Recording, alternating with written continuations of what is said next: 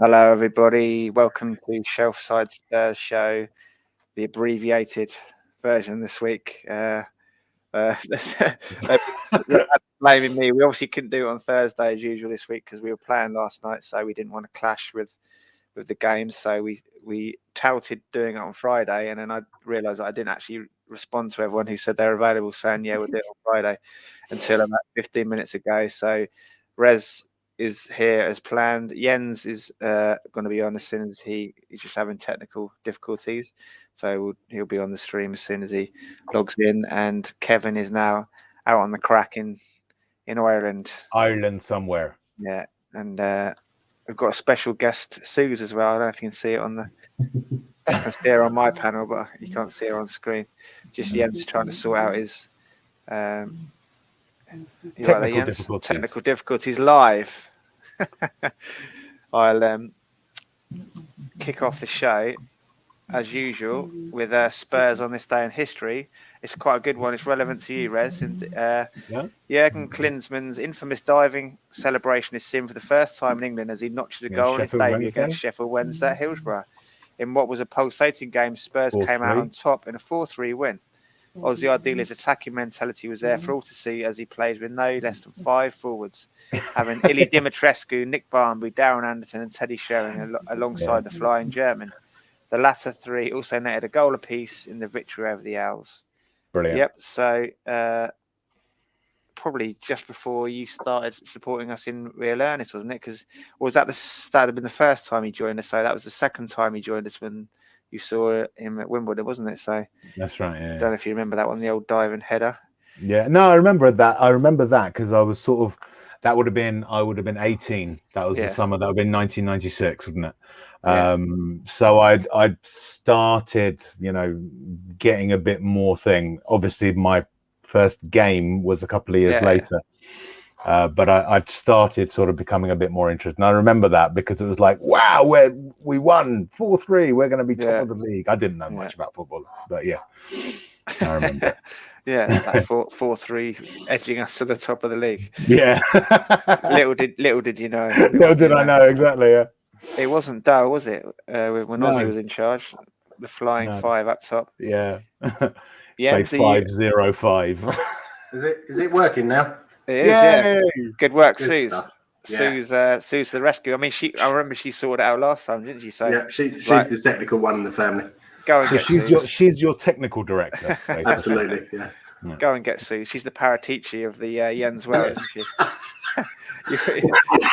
You're Daniel Levy world. We'll call her Fabio from now on, or Fabia. Don Fabia. Fabia. Molto bene. We are having a problem. Go get Fabia.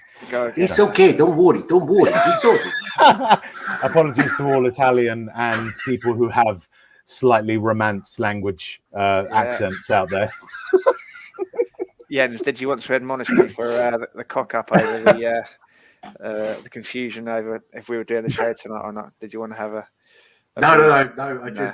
I said let us know, and you never did. So I did apologise to the viewers. I said about what possibly Friday. Everyone said yes, and I didn't actually get back to any of you to say we were going to do it. The missus came back a little bit late with the little one, and then I hadn't had dinner, and then I saw the post, and I was like,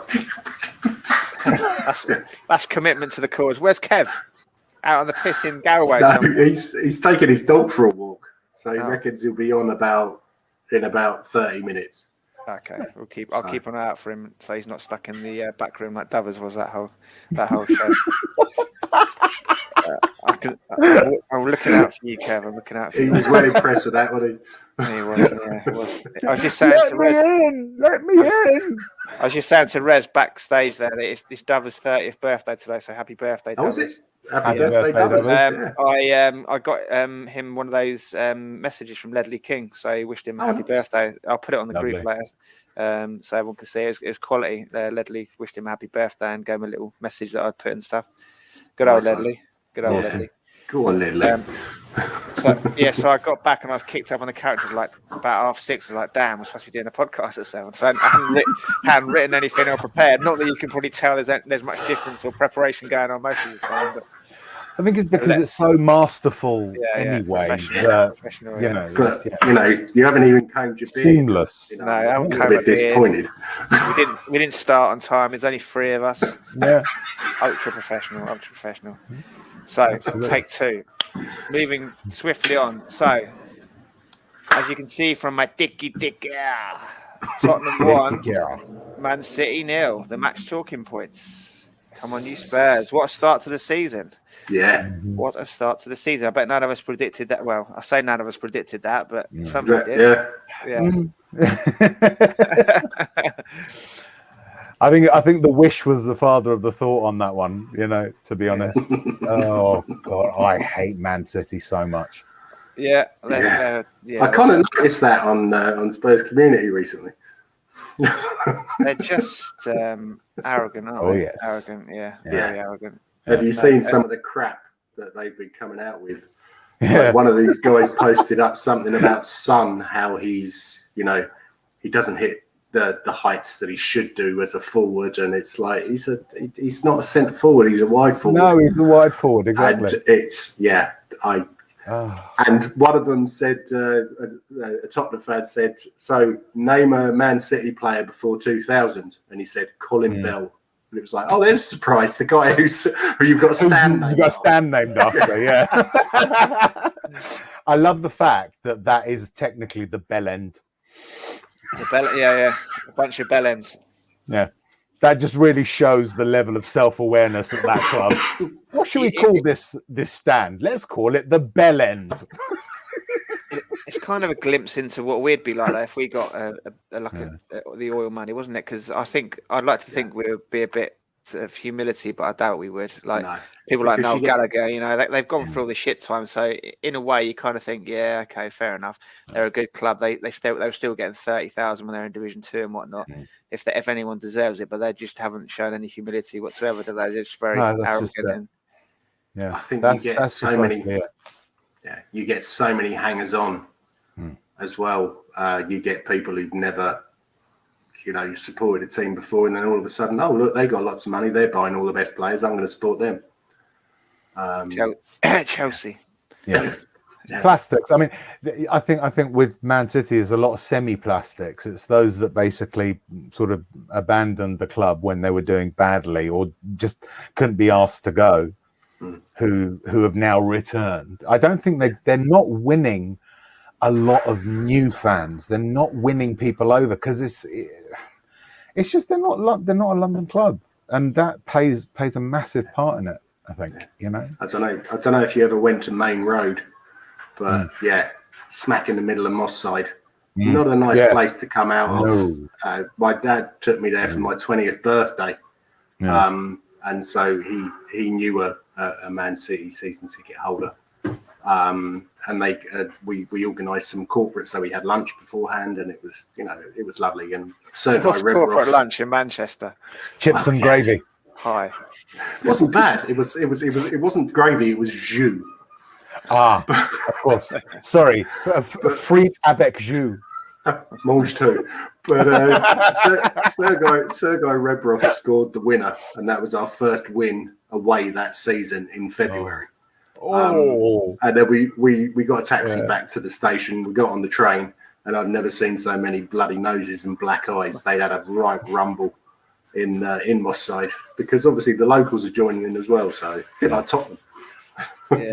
Similar clubs in a lot of ways, aren't they? Similar clubs, noisy neighbours in a big city. Bear with me a sec, guys. Sorry. Okay, Russ. Yeah, so let's go to our first talking point then, Jens. The team lineup, the thoughts ahead of the game. Obviously, no Kane wasn't included in the squad, or Ndombele, and we were pretty much we were unchanged from the Arsenal friendly. What did you make of the Kane and Ndombele exclusions? Were you expecting them? Yeah, it didn't surprise me in the slightest.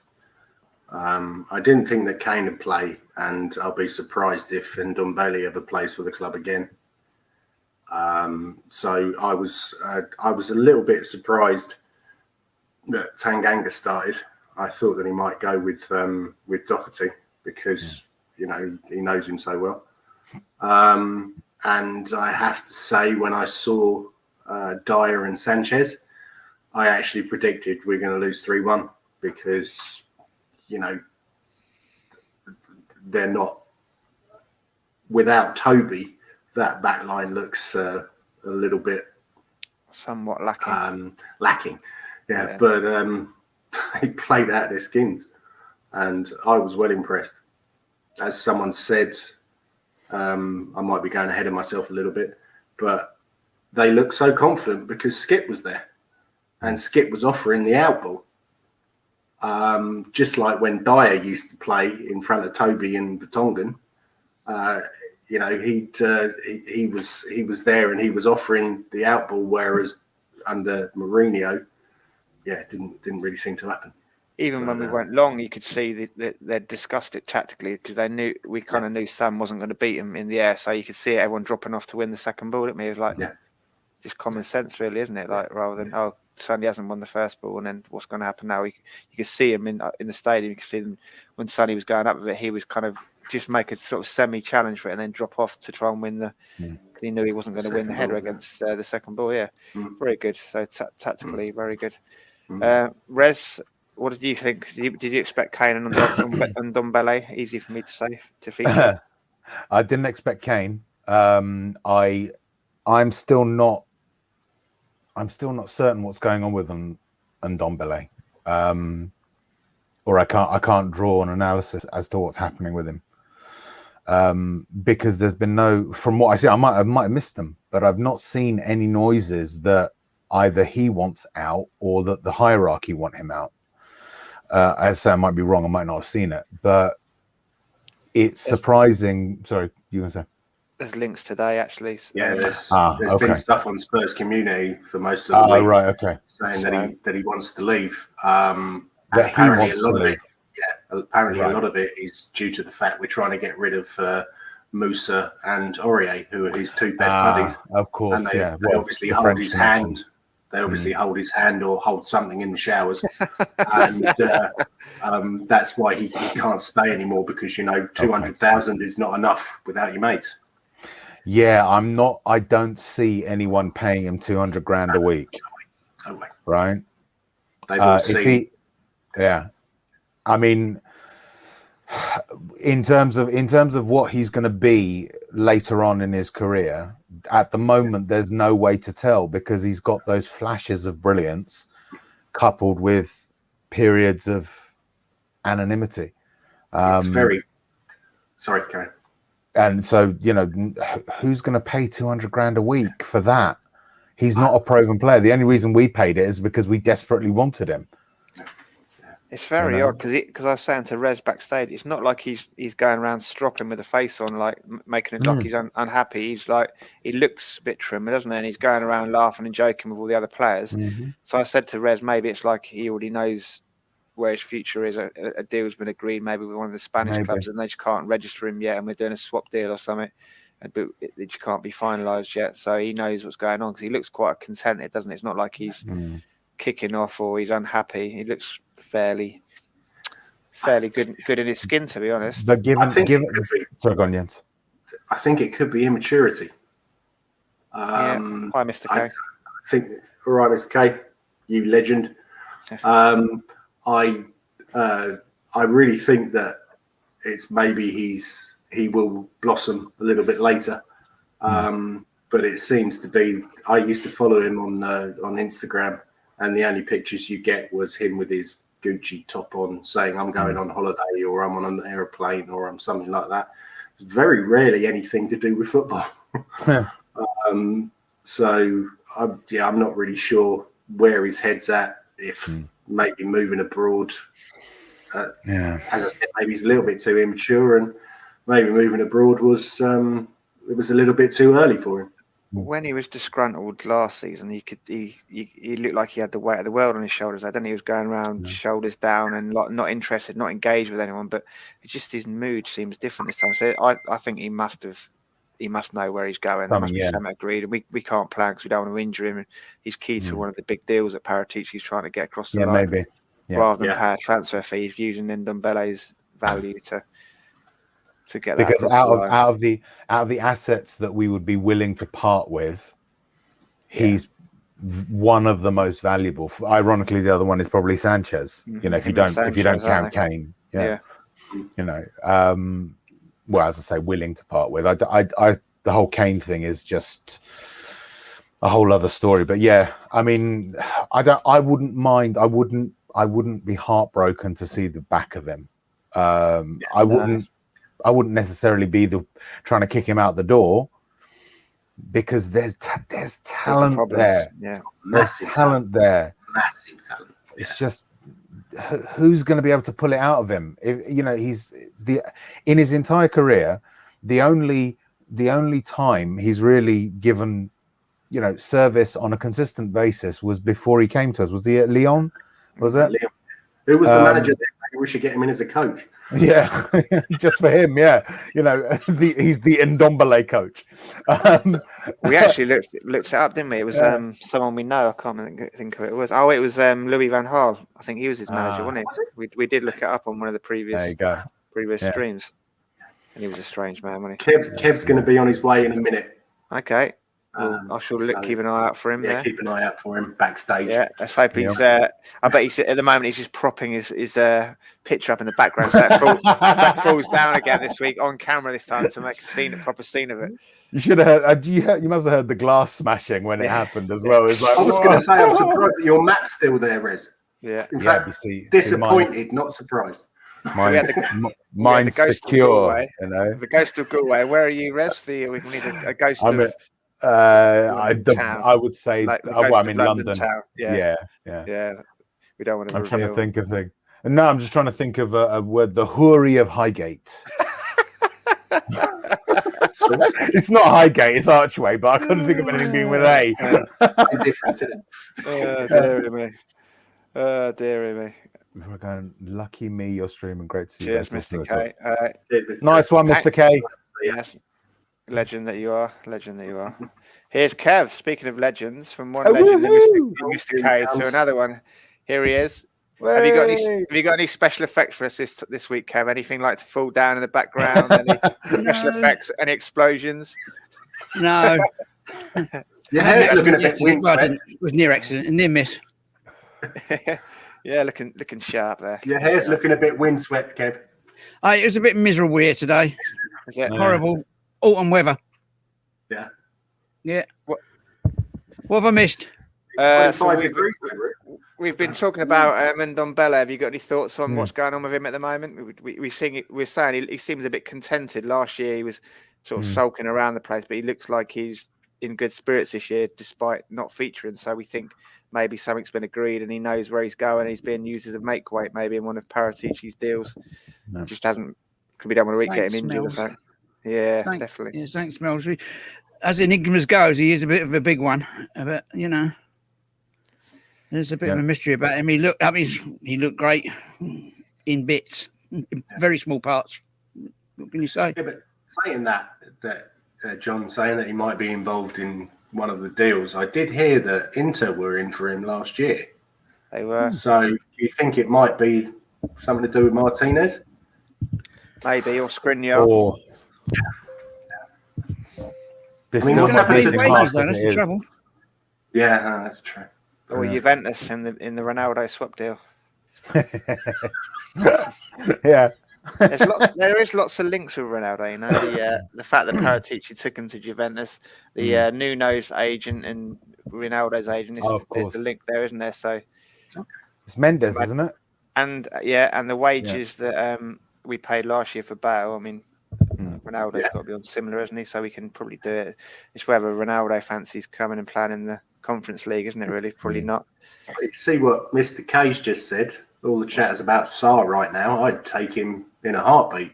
You know, the guy from Watford. Yeah, he's a good player. That I know Watford. Watford fans rate him. They were the one player that they didn't want him to lose. And he's only 23. Yeah, he's a good player. He is a good player. It'd be very handy if we can get hold of him for sure. To be honest, if Ndombele is part of a make weight, I would be happy with that. I'd be happy for it because we're bringing someone else in. You know, not that I would, you know, obviously miss his talent, but I want to know that that player is going to be giving his all. Sorry, Kev, I spoke over you a bit there. No, you're fine. No, I'll just say about that Sarr fella. I know nothing about him. I can't say I've seen him at all, to be honest with you. I'll have to make a point of looking at him, some videos or something. Yeah, me and Johnny come from Watford territory. So we know a lot of Watford fans. So my best mate's a Watford fan, and so I watch a little bit of him. And he's big, strong, and can run with the ball. So yeah. I was telling my wife that you lot are all posh Watford lot, you know. So. We're between Watford and High Wycombe, so we're not. Exactly. We're even posher than Watford. We come from Amersham, mate. Proper home counties, pods. They really are. They actually speak like this, you know. That's his normal accent. They're just sort of, you know, roughing it up for the plebs, you know. Yeah, we're just mockneys, aren't we? Me and Jens Well, Yenford, I'm sorry, but you know, I think it's important to be honest with our audience, really. What? Anyone for croquet? The thing is that I went to a school in Surrey where everyone talks like that. Okay. Because I went to public school. I went to a boarding school. Right. Yeah. Oh, yeah. In Surrey as well now. Surrey. Yeah, this is all over Buckinghamshire.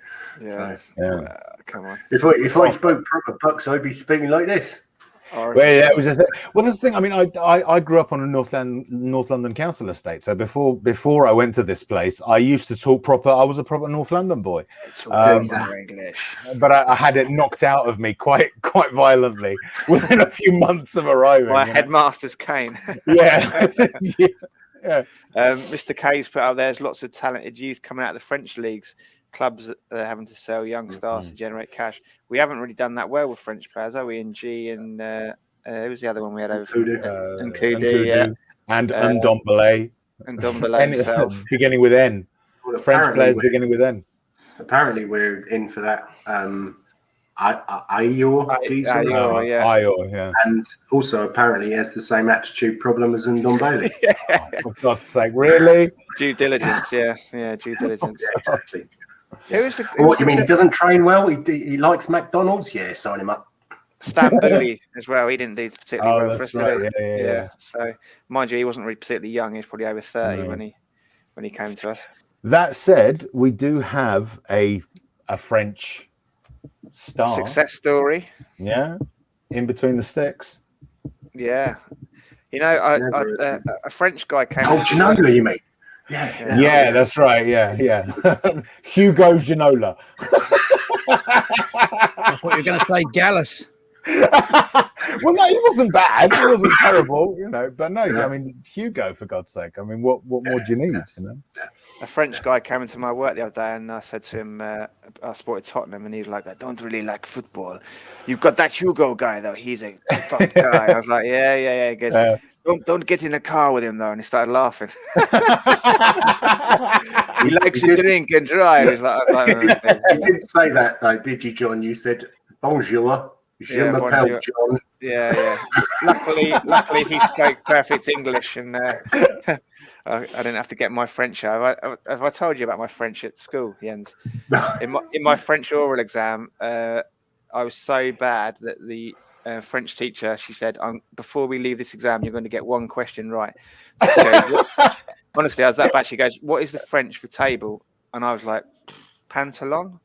And she slammed down her books and left the room, and I was like, and the rest of the class were laughing, and I had no idea why they were laughing. I was like, well, how am I supposed to know what that is, for Christ's sake? And they're like, John, it's table. I was like, oh. So to this day, I know what table is in French, and I know that pantalon is trousers. Trousers. So I wouldn't get very far. Yeah. Fantastic. Mr. K says, so far all our signings under Paratici have come with good attitude, I'd say. Yeah. Galini, Romero and Gill. You can see it's one of the talking points I've got later, actually, Mr. K, because during the game on Sunday, Paratici and Galini were loving it on the bench. They were, at one stage, Galini was stood up next to Nuno, like geeing on the players and clapping and encouraging them and stuff. He was up and out of his chair. He was loving it. And Paratici was up and down, like gesticulating and pitching as well. Yeah, Hitchin. He got Hitchin. Hitchin was like a puppet, wasn't it? It was like the Crankies were back together. Fantastic. It was awesome to see. And we were saying in the crowd, we're like, the Italians, they must be loving this atmosphere. You know, the passion and the atmosphere that we were showing on Sunday. You could see Paratici and Galini absolutely loving it, and they were sold on Spurs straight away. You could see it's really good to see it. And as Mr. K said, you can see that they've got that winning attitude, which is weird, isn't it? Because that's what Mourinho was supposedly brought in for, wasn't it? To bring that winning mentality, and hasn't really. Well, did he? I've got a point on Mourinho later that we're going to talk about. So a number of people have said, I've heard that they said that Sunday was the best atmosphere they've experienced at the new stadium. Look at it. Here it is. The next point. Well. Proud of the atmosphere. It was. It was. It was telepathic, man. We were all saying afterwards that the only one that rivaled it was the Man City quarter final in the Champions League, but that was obviously a night game, so it was completely different. For a day game, it was just absolutely rocking the place in there.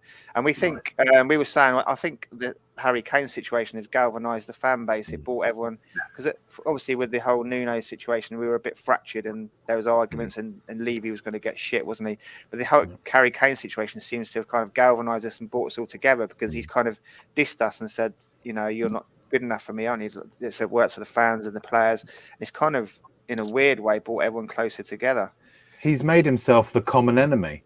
Yeah. And I mean, for someone who has built this reputation of caring about the club and caring about the fans, the extent to which he's villainized himself is either testament to all of the Kanes being thick as mints, or his brother being thick as mints and Harry being thick enough to actually go along with it, you know?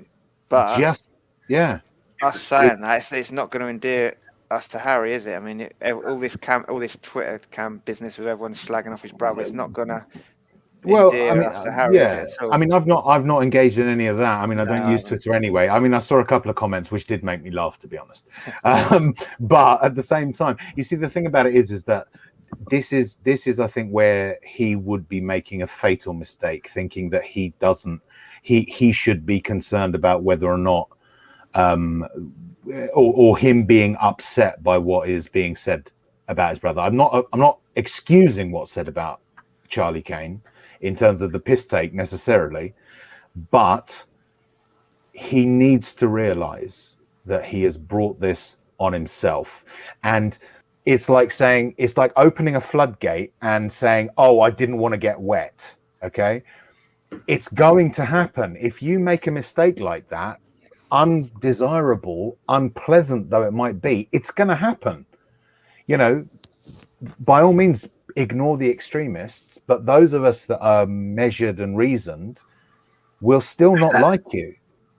It was very naive at best, wasn't it, for him to think you can leverage Daniel Levy in that way. I mean, of all the people in the football world not to try and leverage, it was he'd be you look at how naive Daniel Levy was to try and go in for the Super League and then expect us all to go, yes, Daniel, nice one.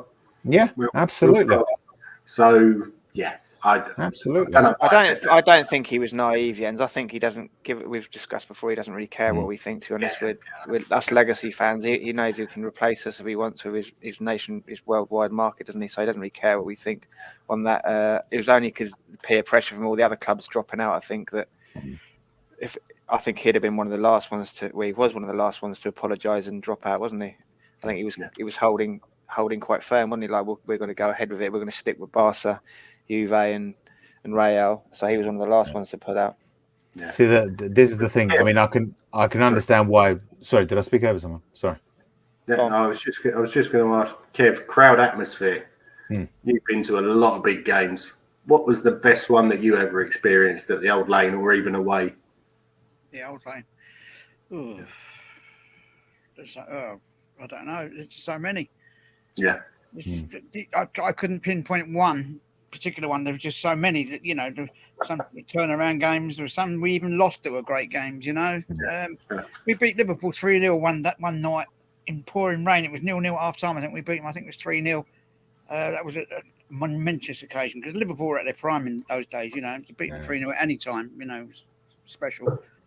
I do miss. We've lost to Arsenal, we've lost to Chelsea, but the games were 56,000 or 50,000 in the crowd. You know, and even if you lost, you still went away.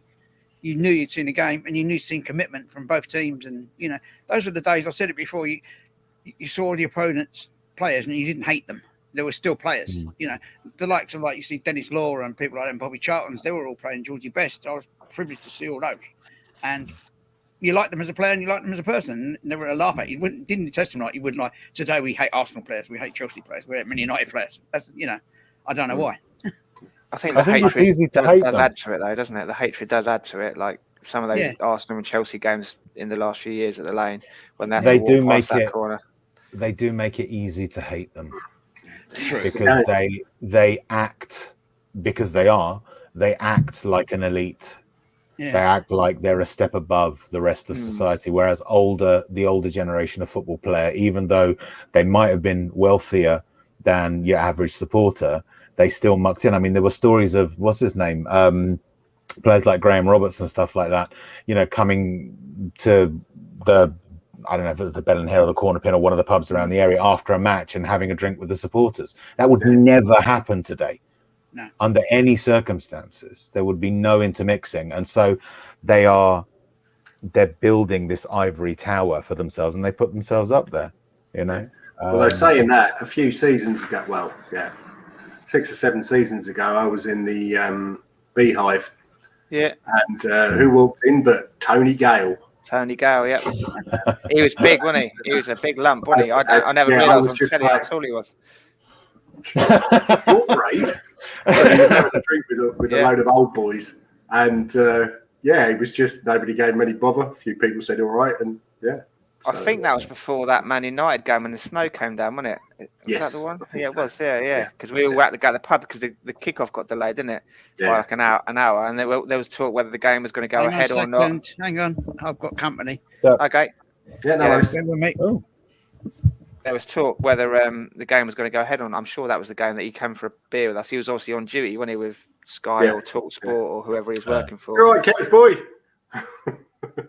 Kev's boy's there, is he? It's all right, he's offering me headphones, but I don't need them. I've improvised. I've got my own headphones now and my own. Actually, I'm not even wearing my headphones. They're beside me. Am I doing all right? Yeah, there's no echo or anything. There's no feedback or nothing like that. I just realised. I know there's something missing. Oh, my God. How stupid am I? Nah, it's fine. But honestly, the laptop mic must be working good. Better than normal, yeah. Mr. K on the Harry Kane issue, I respect what a player has put into every game. I've ever seen him play, Harry, whether he was in his Einstein brain level or not in his decision, I guess. Bashing him in public every day is abuse. Yeah, I don't think so. No, I don't think so. He's a public figure. His behaviour is part of the public record. I don't agree with actually abusing him, but criticising him is perfectly fair game as far as I'm concerned. Sorry to disagree with you, Mr. K, but we have every right to criticise him because ultimately it's our money that pays his wages. Okay? We're the ones who pay the tickets, we're the ones who buy the shirts, we're the ones who, contribute. Because ultimately it's our money that... Getting some echo there, but our money pays his wages, right? He's a public figure. His actions are perfectly valid to be criticised and analysed and scrutinised, as far as I'm concerned. Nick, we've got a bit of echo there. So what that normally is that you've probably got the YouTube window open as well. So if you close the YouTube one down and then just keep the StreamYard one open, you should be all right. Try you again. Look. Yeah, that's fine, mate. Sorry, boys. All right, mate. That's better now. Yeah, so I'm just a bit worried about the fractious relationship between Kane and the fans now with the singing. I've got a point to discuss that later. We can discuss it now. Actually, the singing at the end of the game. Are you watching Harry Kane? What context do you think it was sung in? Was it sung in the "This is what you're going to miss if you go to a soulless club like City"? This new stadium, this brilliant atmosphere. This togetherness. Being part of the Spurs family, or was it the "you arsehole"? We've just beaten your new team. New team. That's what it was. Yeah.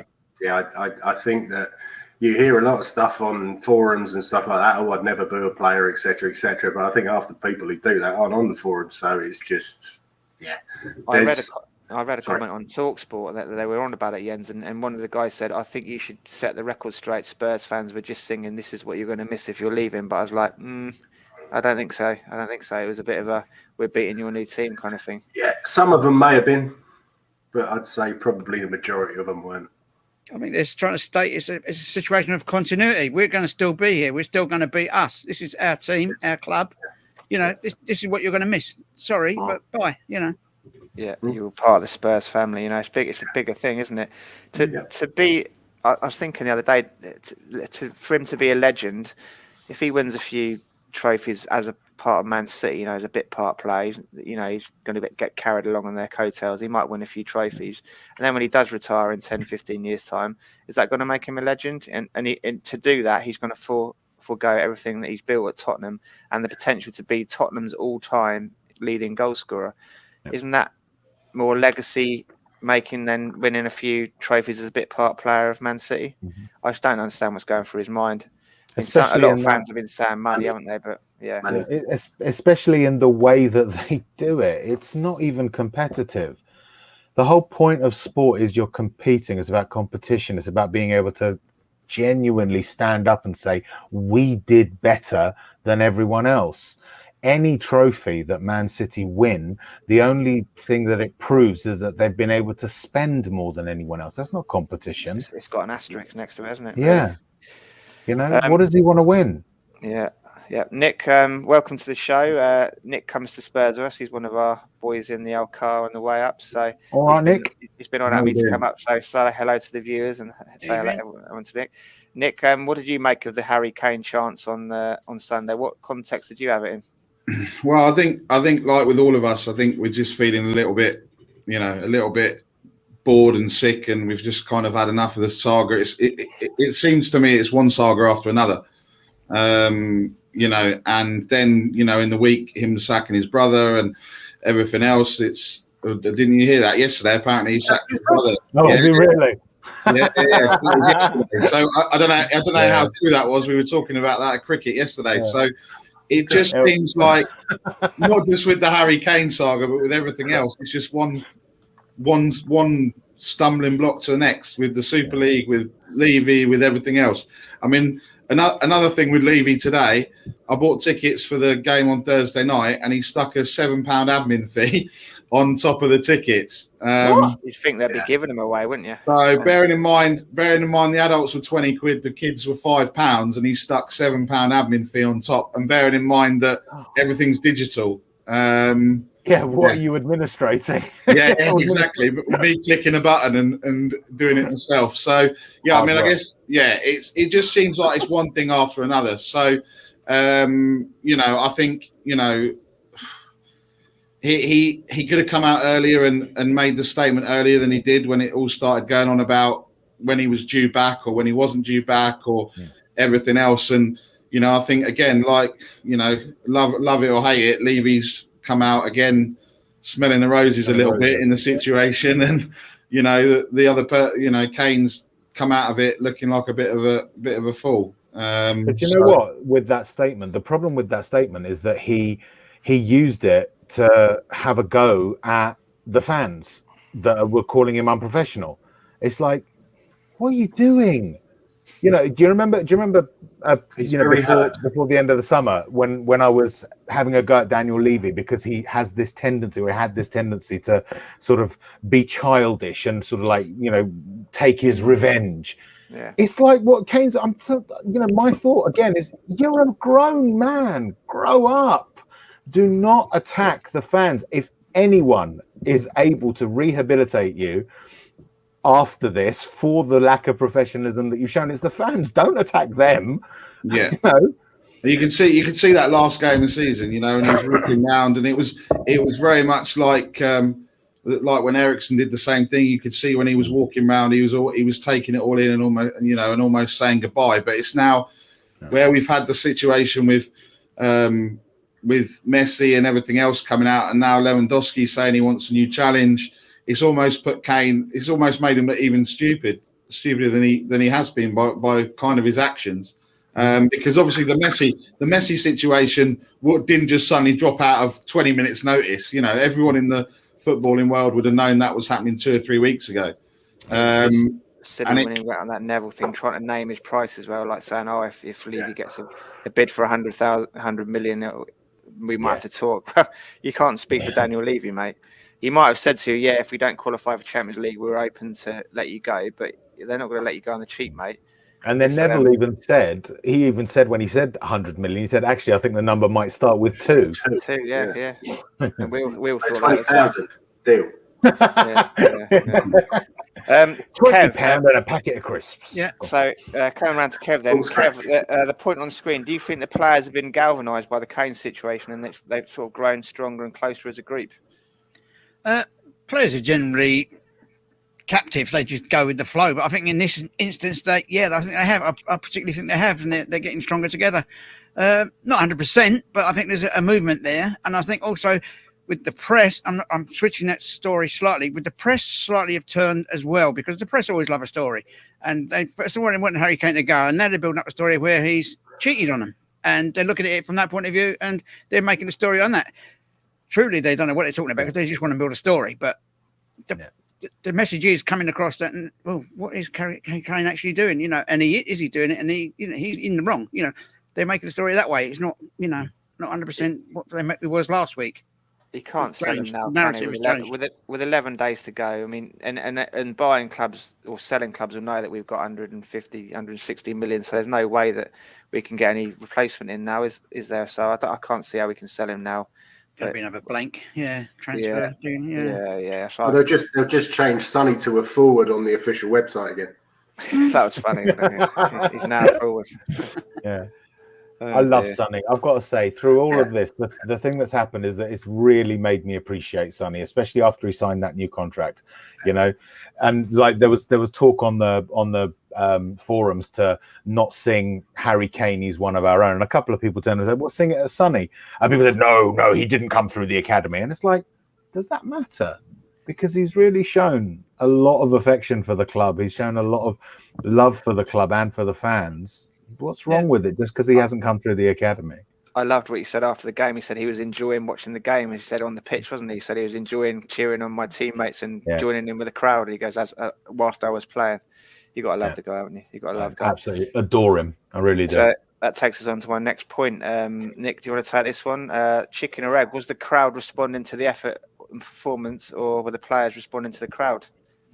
I think it was kind of a bit of a cop out. It was kind of a bit of both. I think, like you were saying about I think we've never, there's times when we've been there, and that I think the players have appreciated not having the fans there, and obviously it was full compared to what it has been towards the end of last season, and I think there was part of that. But I also think that, like you were saying, it's brought the fans closer together, and we don't. It's not, the club's not about just Harry Kane. And, if we look at, Pep's comment, we lost the Harry Kane team. Well, he's lost the last 4 games and Harry Kane hasn't been playing and they haven't scored. Or 5 going back. Yeah. But Harry Kane hasn't played.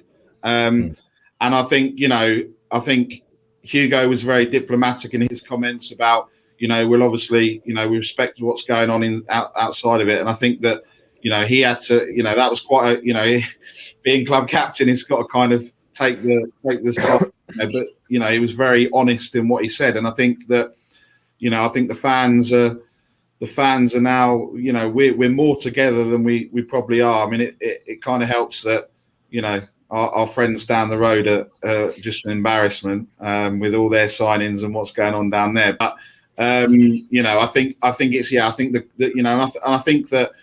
And the same thing really with Ndombele kicking off and doing what he's doing at the moment and saying he wants to leave and he's not happy because he's not being picked. I think that the fans have had enough, and I think also the players have probably had enough of it as well. So everyone's kind of more together than we probably have been, and we're not just in a shiny new stadium with everything going on. It's it's our home, and we're more together than we probably have been. Even I'd even go and say as under Poch and when before everything that kind of happened before that. So it just it's been a rocky road the last few years, and I just think that between us we've come a lot further as fans and the players together.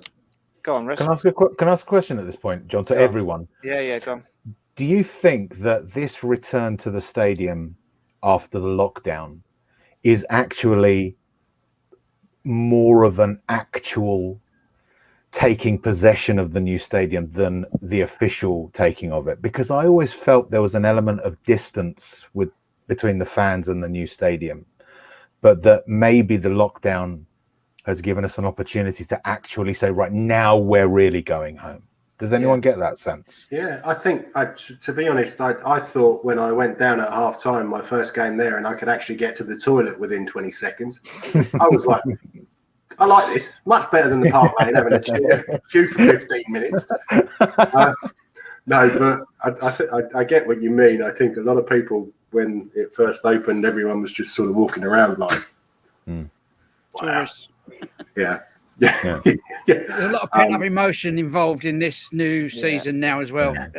With the COVID and Mourinho coming clear a little bit. A lot of pent-up emotion with the club, with Levy. But it's all turning around. It's gone to Kane and everything. But they want results on the pitch. I think it could quickly change again if they go on one of their losing runs, you know. So capture the mood and stay with the mood, hopefully. You know? We had losing streaks at White Hart Lane as well. You know, I'm just thinking in terms of this is now our home. I don't know if we had that sense before lockdown with the new stadium. Yeah. Did anyone feel distant from it not really being home in that first period? Yeah, a little bit. Yeah. A bit of a Wembley hangover, wasn't it, really? It's like readjustment. Yeah. Having said that, all those elements were kind of bubbling under nicely, and it took a catalyst during the game, I think, to actually start it on Sunday, which is my next talking point. I'll let you take this one first, Jens. I think, like all those elements were sort of, let's say, bubbling under, but then it was Jaffet just set the tone, didn't he? With those, he smashed into Grealish, and you could see he meant business, and we were going to stand up and we were going to fight on the day, didn't we? And he just set the tone for the whole game. Yeah, and I thought that was I thought that was brilliant because those two are quite renowned for their falling over quite easily, aren't they? And so to see them getting smashed like that, and then I don't think he awarded a foul for the Sterling one, did he? He was playing for everything. The crowd was getting on his back a bit. I'd had a few drinks by then. I was a little bit nervous, but it was, Jaffet as well has really surprised me because he's 21 years old. I don't think I've ever seen anyone with such a poker face. Doesn't give anything away, does he? No, his face is just like, I'm going to do this. And I can remember in one of the podcasts last season that someone said that he's never going to be anything more than a backup. But I think he might play a very important part this season. He seems to bulk out. No, he's bulked out. Yes, yeah. Yeah, he picked up a couple of injuries last year, didn't he, Kev? So maybe he thought, I need my body to be stronger. Yeah, he's bulking up as well. That's another point. Actually, I've got a point on that. Let's bring it up now and talk about it now. In the crying game.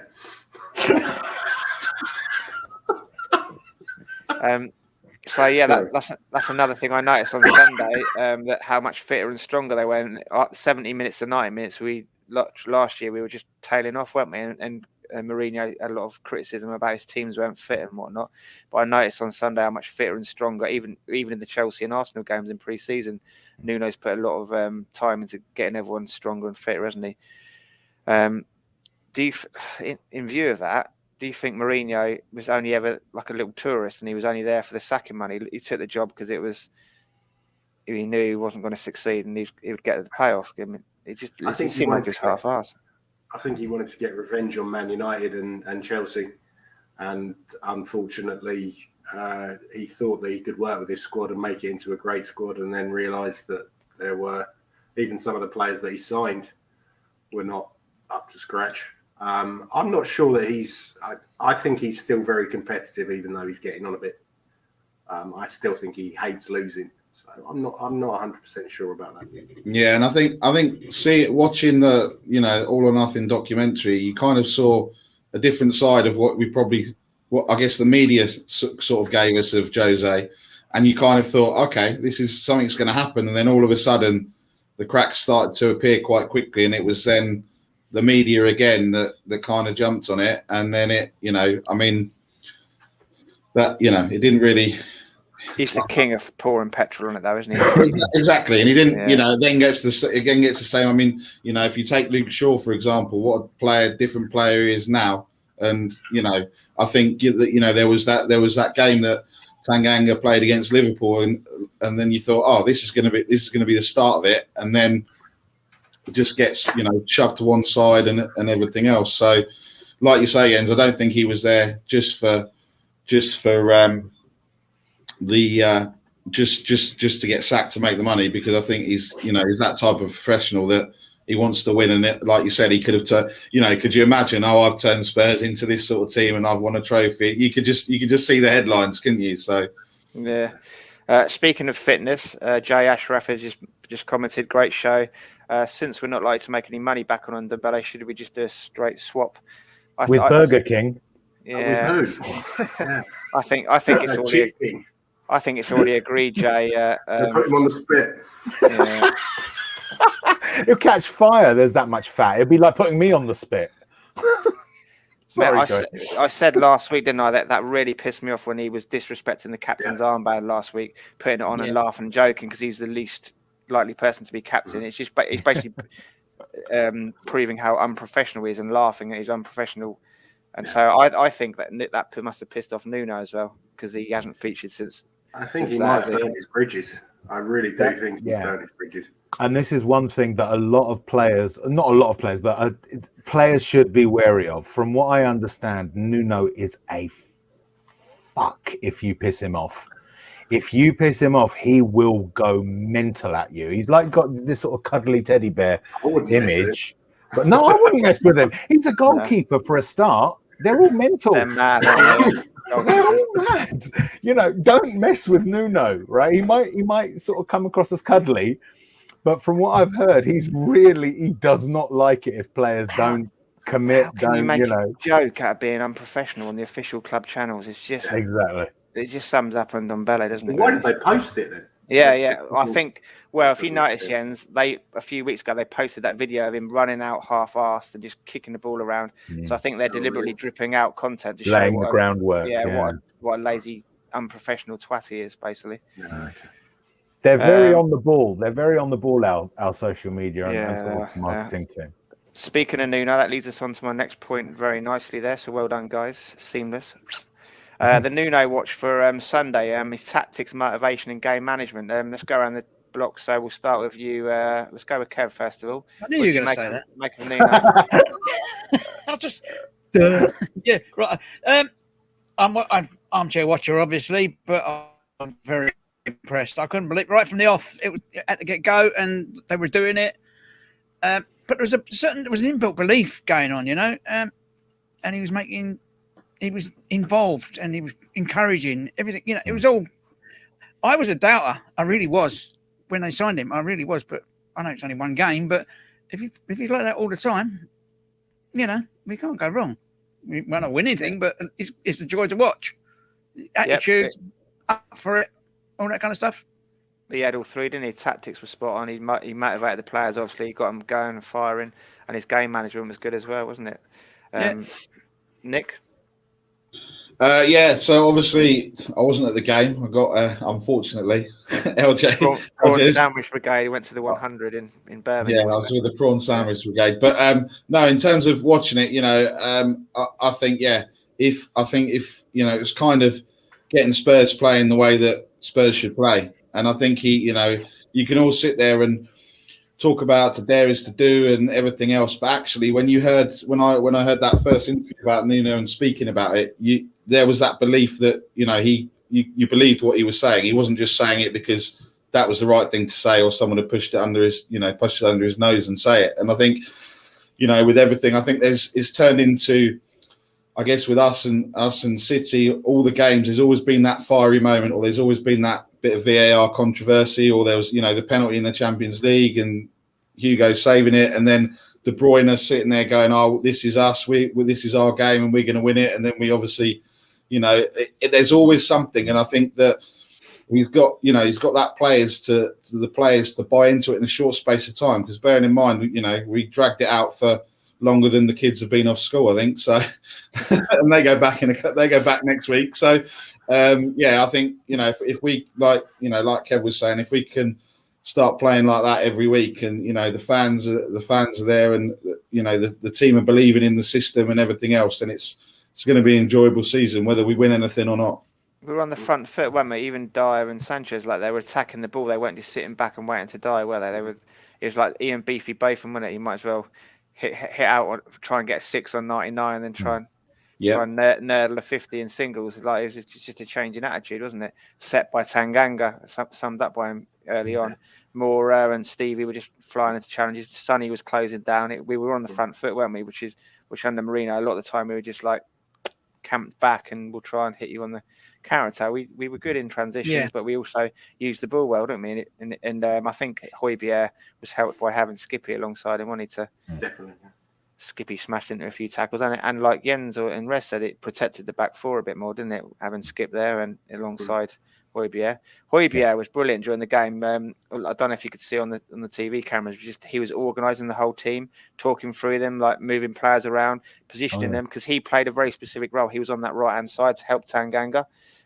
He wasn't really in the middle. He was always helping Tanganga and like plugging the gaps, and he was directing Sanchez and Tanganga and Dyer, and he was always telling them where to be and on the set pieces and everything. So he was top draw on the Sunday. I said to the guys, I was sat alongside. I think he was man of the match because just his leadership and his organisation during the game. He was brilliant. He didn't want to come off the pitch. Some of those players, any excuse and they come off the pitch, but he got crunched. I think about 70 minutes, and he was down on the floor when he was like blocking. I think it came back off the defender as a goal kick in the end, but he didn't. We thought he was going to come off then, but he struggled on for like another 10, 15 minutes, didn't he? Before Nuno had to pretty much physically drag him off the pitch because he didn't want to get him injured for future games. But he was absolutely brilliant. He set the tone completely. Like his comments we said last week, just saying that it's a way of life. His professionalism is a way of life, isn't it? The way he eats, the way he trains, everything he does on and off the pitch. He said he doesn't suffer tiredness because he lives every day as a professional kind of thing. Maybe that was a little pop at Ndombele. Or Kane. Yeah. Saying to Kane, this is what professionalism actually is. You might say it and do part of it, but there's a whole load to it. So Rez, what did you think of Nuno? Well, he was a 5 when he was first appointed. I just think I do need to clarify. When I say he's a 5, that doesn't mean I don't back him. I back any Spurs manager for as long as he's in the job, because that's my job as a fan. But obviously, I'll score him. He's gone from a 5 to a 6 because it has only been a couple of games, professional games, But I love the fact that he's vocal on the touchline. I love the fact that they played on Sunday and yesterday, to be fair, with at least 50% more intensity they played for Mourinho. I love the fact that they're fitter, which is a worry as well, which was a worry as well. Stronger as well.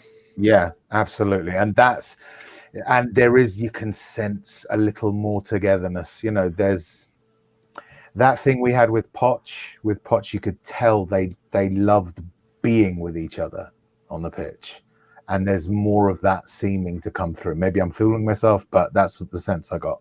So yeah, he's gone from a 5 to a 6. If he keeps on that trajectory, he may well become a 10 for me.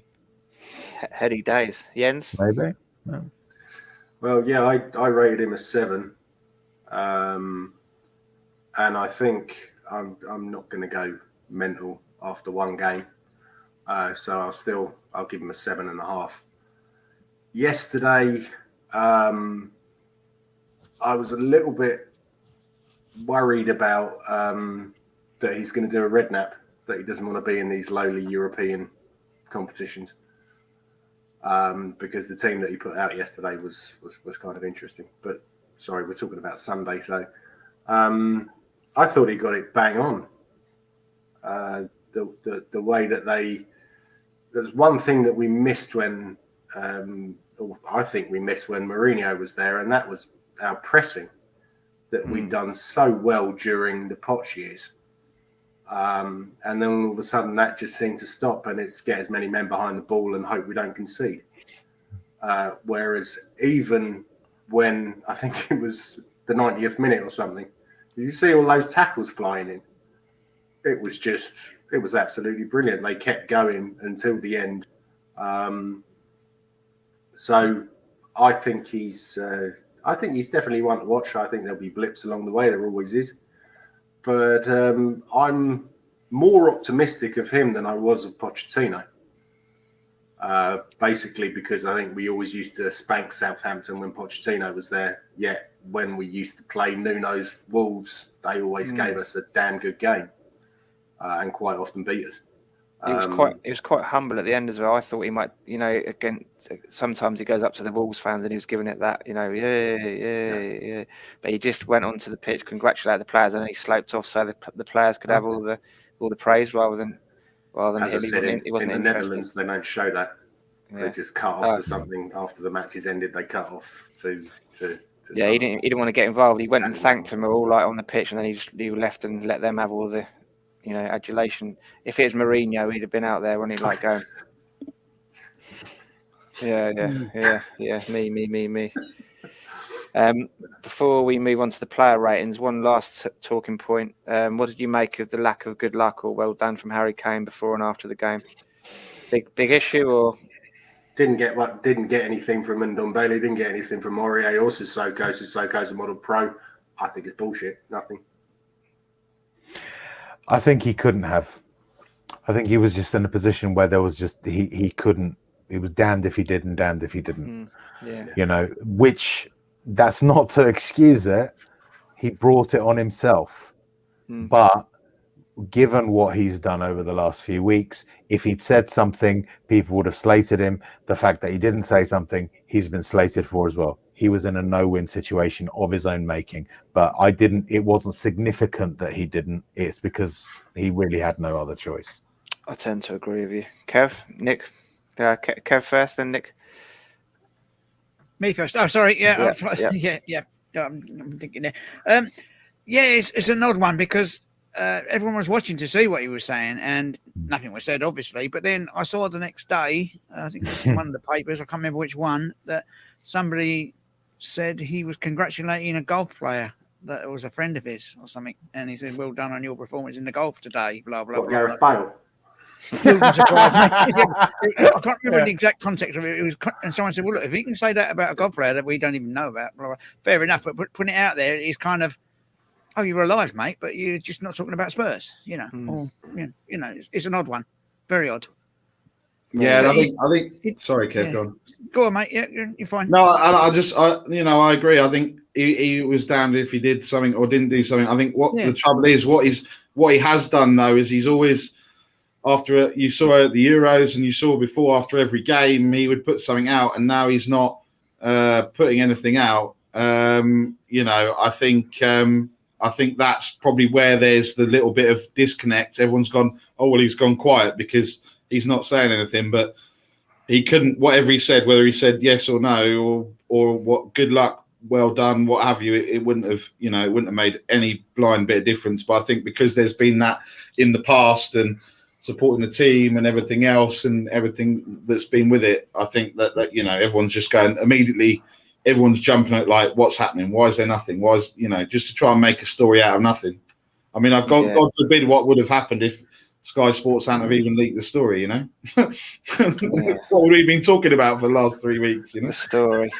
So that takes us on to our player ratings, and so let's go around the houses. We'll start with Rez. You get a nice easy one to predict. Who you've got Hugo.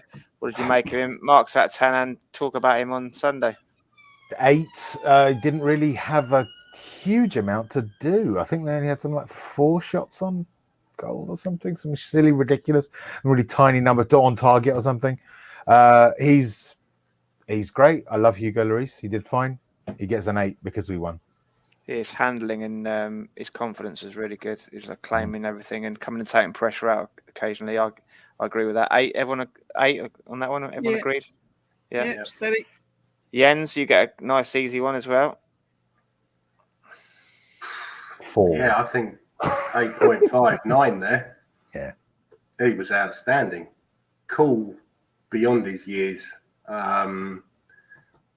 Obviously, I've seen him play a number of times, and I think it was against Liverpool the season before, or the game before lockdown, I think it was. He made a few mistakes, and but I don't think he put a foot wrong on Sunday.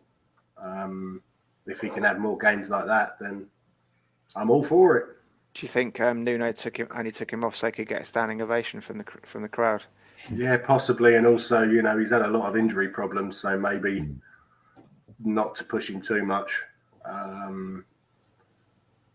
But that could have possibly been the reason as well. Did they show it on the crowd on the TV because he got subbed on the far side, so he had to come all the way down past the south stand? No, and he was just getting a proper standing ovation. Yeah, he was getting. He's one of our own, isn't he? Yeah. He said he had proper goosebumps.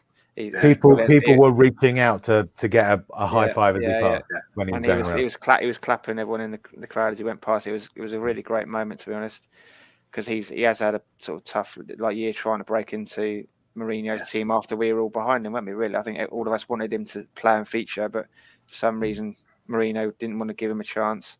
And he finally got in at the end of the season, got that injury, didn't he? So everyone was so pleased for him, and he's such a popular player. And he set, like I said, he set the tone for that whole game. Then he was by smashing those guys early on, and he stood up and he was like, "We're not going to be bullied by you today."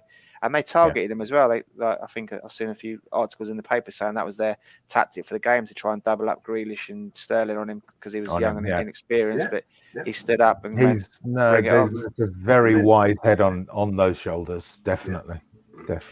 So what do you go for, Jens? 8.5 or 9? What are we going for? Oh, I'll go for 9. Go on. 9. No, agreed. Kev, you've got the the flying Spaniard on the left there, Sergio Reguilon.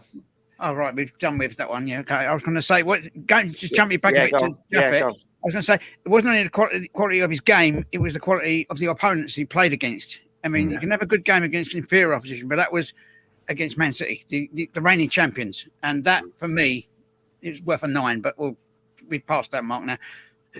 Reguilon seemed to move back to his old ways he was when he started out last year. He seemed to be more focused, and he was more athletic with it as well. More, loose-limbed, and he can get up and down. That seemed to be missing at the tail end of last season to me.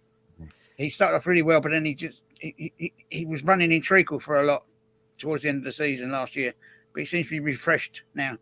He did have a nosebleed a few times when he was breaking forward. We were saying a lot of the other players, when they were breaking at pace, they were like pinging the ball off, knowing who it was going to, and he was kind of shitting himself. Now there was a break where he was on his own. He literally didn't know what to do. When he dived down and the ref didn't give, and he had to get up again. He sort of did. He had no idea what he was doing with the ball, which was a bit disconcerting. He could have been a bit more positive with his decision making on that one. Nick, what a debut to the show you've got! Look who you've got. Welcome to the Shellside Spurs. Just to make it difficult for you, we really love Eric Dyer. Okay, cool. Well, I think look, I think we all were at the stage where we kind of had enough, and just seen him to be his jittery defender that, I guess, almost in the way Ben White played on Friday against Brentford. But I think, do you know what I mean? Compared to, and this goes for both the centre-backs, compared to what they're normally, or what they have been playing like under Mourinho, they're a lot more composed. And, I think, like you said earlier, with Højbjerg and Skip in front of them, there was that confidence that, they weren't going to be caught out with Sterling's pace or Grealish or, running at them for the whole game, because they knew that they had that confidence, which then gave them confidence to almost play how they should do, really. But I would say, if we're talking numbers, just because you're all fans of him and we don't really like him, but I would say it's probably a 7 for the game on Sunday. And then, if he keeps, like you're saying, like we're talking about Nuno going up, if he can put in some more solid performances like that with Sanchez, then hopefully by the end of the season we'll be saying Toby who, and but we'll see, I guess. Whisper it gently, but I'd probably give him an 8 on Sunday. I thought he was better than a 7. He was really good. He headed everything away. I don't remember him misplacing too many passes, if at all. What are we going for then, boys? 7, 8? 7. A 7 is 7. We'll stick with Nick as it's his debut. 7. Thanks. Yeah. Good debut, Rez, Nick. I'm liking it. Yeah. Rez, you get his partner in crime. Davinson. I thought he was a different player to what we've seen certainly last season, which is like Bambi in the headlights. Much more assured, really sort of much more confidence in his game. You know, where he had a couple of good performances last season and then regressed again. That's what he was playing like on Sunday for me, was that good performance. Now, the question is, can he make that a regular thing? Getting a close-up on your chin there, Jay. I would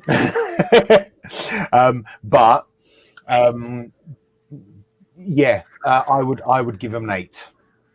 I would give him an 8. He was better than Dyer, and he played very well. No, 8 is probably a bit much. 7.5. 7.5. Because he wasn't. Yes. Yeah, 7.5. Heady days. I've insulted 2 panel members with that. Yeah, they've and the police were coming for you as well. I could hear Sorry, we've got a neighbourhood party or something, so I've got people running in and out, nicking my Invite them over. Was that you with the police? Was it? No. Me with the police? No, Gav. Never done nothing, mate. No. Okay, we've got a comment on there from Simon. Good evening, guys. Let's hope for another win against Wolves, and Spurs are close to getting Papa Sarr and loaning him back for the rest of the season. Oh, Papa Sarr. So it's not the guy from Watford then? There's another one on the move from Metz. Oh, is that? Is he from Metz? Right. Okay. We'll be out saying we're just a team full of Sars. This isn't a fix at all, but yeah. Bird flu, you mean? Sorry. Yeah, Jens, you got the Dane. There wasn't a fix, I promise. Yeah, he was shit. I'll give him a 1.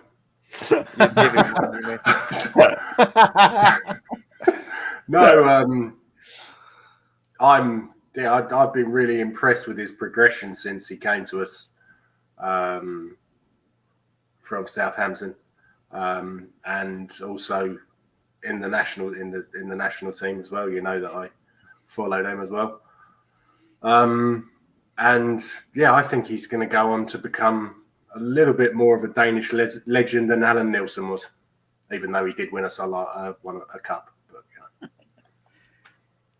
More so than Ericsson in time. Yeah, no. I still think Ericsson was. I wouldn't rate him as high as the big man, but Ericsson has a status sort of just a little bit below Gaza and Hoddle for me. Yeah. Some of the passes that he did, and in the olden days, some of the free kicks that he took. Don't know what happened there, but they were a bit special. And I heard he's going back to Ajax for 12 million. Yeah, apparently you can't play in Italy with one of those heart monitor things, so he's going to have to go somewhere. Yeah. He's still going to play? Yeah, he wants to. Yeah. Bloody hell. Yeah. I'm not sure if it's their walking football team. Who's the other guy that's got one? The old Man United guy, Blind. I think he's got. Yeah, Blind's got one. He's still playing with one as well. So yeah, Blind's got one. He had issues. And they're collecting them at Ajax, it seems. Yeah. Exactly. Yeah, so he was absolutely brilliant in my eyes. I mean, so yeah, I didn't give a score. I'd say probably a 9 as well.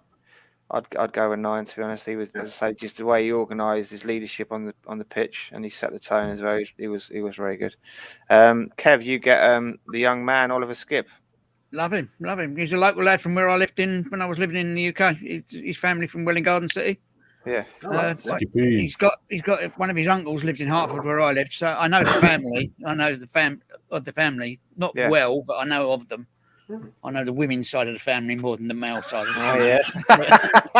yes. That's another story for another day. Your wife's watching.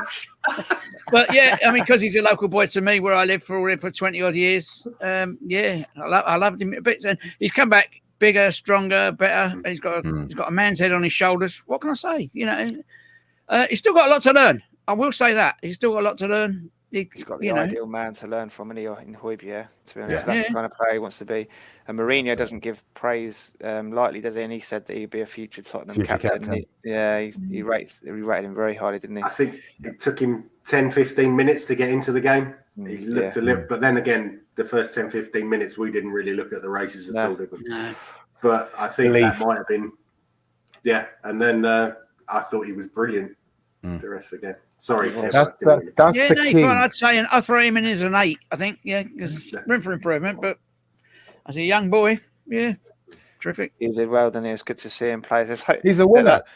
He's a winner. He won the championship last season, so he's got winning experience. Yeah. The only issue with possibly bringing in a centre midfielder is does it sort of restrict Skip's development and in the team and the amount of opportunities he's going to get if we do bring someone in. That's only we've still got a lot of games, haven't we? Yeah, he's obviously jumped ahead of Harry Winks, hasn't he? By Thank God for that. Not hard. Not hard. So I think we'll all agreed he was an 8. Nick, you've got a nice easy one as well because he was outstanding on Sunday. Oh, I thought you were going to give me Dele Alli and stitch me up for two strong people. That's my fate. My fate. I can tell. I can feel it. I was thinking, oh Christ, who's coming next? Dele Alli. Oh God, thanks, LJ. No, I think he looked threatening last season under Jose, and I think he's just almost continued where he's left off. He seems to have, been more direct with his running. Obviously, that effort blocked off the line, but I just think that he's, again, I think it's another player that we've always said, is he going to kick on? Is he going to kick on? And I'm hoping, whatever happens with Kane, he actually kicks on there and this time. And I think he was. I think there was another solid display, and for me, probably an 8. There's not really much more, not really much more you can say. He's him like Sonny, like a lot of them. They were running their socks off, but there was a difference on Sunday, and it was that more directness that he was going with. Brave as well, wasn't he? Just to keep getting the ball and running at them. Much more confident running at players, and if he does that, he can terrify the shit out of defenses. That's the thing. There'll be brown trousers time in places like the back lines of the weaker teams because it's like, Christ, what's this coming at us? As Kev said about Tanganga, you've also got to appreciate the opposition he did it against. He was Manchester City. He wasn't playing Burnley or Watford, was he? He was doing it against Watford. So I think most people had the man of the match between Tanganga and Moura, didn't they? Although I went for Pierre-Emile Højbjerg, but he was brilliant, Lucas Moura. I think he started his transformation last season, didn't it? When he started playing in the number 10 role, and then for whatever reason we started playing Lo Celso came back from injury, and we started playing Lo Celso and Ndombele, and that's when it all went to shit, didn't it? Really, Lucas Moura didn't deserve to get left out of that number 10 position, but he's a good pro. He doesn't moan, does he? Like some of the others moan and kick up a stuff. He just goes out to that right there and gets on with it, doesn't he? He's another one who seems to love the club as well. Oh yeah. Like his kids onto his videos. Come on, Spurs! Come on, Spurs! Come on, Spurs! Come on, Spurs! Yeah. Got a couple of comments to bring up here. My man of the match, 10 for Moore. He's going for a 10 there, Simon. Heady days. He was very good. He was very good. He followed it up with his work rate. It was fantastic. It was awesome. Like we said about the other players, he was on the front foot when he'd taken the game to Man City. So good to see. Good to the final whistle. Didn't drop off at all. Yeah. You ready, Rez? You get Steven Charles Bergwijn. Okay. What can you say about Bergwijn? Bloody hell! Again, he's almost like a negative of Ndombele, sort of in my head. I'm explaining it badly. He's another one. He's got talent. He's not as sort of mercurially talented as Ndombele. You know, Ndombele's like top draw talent, really, like right at the top, just doesn't use it. I think Bergwijn has got confidence issues. That miss in the second half that, you know, pretty much would have put the game to bed. It wasn't an easy shot. I'm not saying, you know, it was straightforward, but he didn't even hit the target. And that, to me, is a player that really needs to start believing in himself a lot more, because it's not the first time it's happened since he's come to Spurs. There have been times where it's like, it's got to be, and he's missed. The important thing on Sunday, though, Rez, was when he missed that chance, the ball popped around a bit, and then it came straight back to him, and he went on a little run. He went past Cannavaro, so he didn't have time to drop his head, and drop his head. Exactly, yeah. Something good, and so he didn't drop away this time. No, and that's the thing. I think he just needs. You know what? I would be tempted to play him in the Conference League against weaker opposition just to get him a goal, just to get that confidence into him that he can score, and then bring him back to the Premier League, because then he'll believe in himself more. I just think he needs to believe in himself a lot more, and I'm hoping that that's something that Nuno can give him. On the day, I'd give him, I don't want to be too harsh on him because everyone played well. Let's go with 7. 7. Simon's gone with 8 on screen there, but 7, I think. Yeah. Okay. Jens, let's have a look who you've got. Bamadeli. You got Bamadeli. Who? Bamadeli Ali. That's his name. Sorry, never heard of him.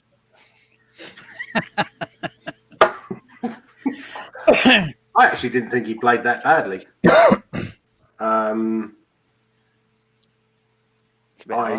had a good game. Yeah, I as I said, I'd had a fair few drinks, so I don't remember. He ran the furthest out of everyone on 11.6 or 11.4K. Oh, really? He ran more than anyone else. Yeah. I don't recall too many tricks and flicks. I think he was quite solid. Yeah, he was. So, but that's the thing. Did he do anything of particular note? Is the question. Apart from that, I don't think you always have to do something of particular note if you're playing in the team and you're performing solidly. You're tracking players, you're sticking your foot out, and he doesn't have to do that goal he scored against Crystal Palace every game, is he? So it's no. But I expect more from Delhi. I want Delhi needs to be the live wire in that team. That's what he's good at. He needs to be that volatile, flammable part of the team, and he wasn't on Sunday. That's not to take away from his performance. I'm not sure we're going to get that back from him. Yeah, that's the worry. I think he deserves great credit because he's trying to work his way out of into form. He's by hard work.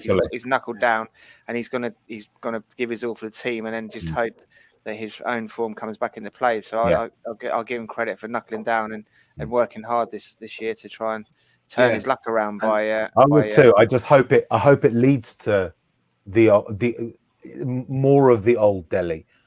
Delhi needs to. Pochettino did him a massive disservice by telling him to calm down and to discipline himself. Right? Delhi is the type of player that needs to be allowed to be who he is. Right? And the manager needs to find a place for him. If you're not going to be able to do that, don't play him. Sell him to someone who will. Right? He's got to be. It's that volatility. It's that flammableness. It's that ability to catch fire in the middle of a game completely unpredictably that will shit up any opposition team. That's why he became famous. That's why we bought him. That's why he played so well for so long and then disappeared. He needs to get this right and start being the old Delhi more. I think we've seen glimpses of it in the Arsenal and Man City games there. That old devilry is coming back. That's the word. That little tackle that he did against Arsenal when he nailed the guy, didn't he, with a late tackle. Yeah. And he was winding up the Man City players. He was kicking them and pushing them and chatting to him and stuff. So that's the perfect word, Jay. Devilry. Devilry is perfect. Yeah, that's what we need. With no Lamella, we need someone to step into that role, don't we? Yeah. I've volunteered many times and no one ever listens. Yeah, we want to win games. We don't want to set fire to the stadium. I don't like you anymore.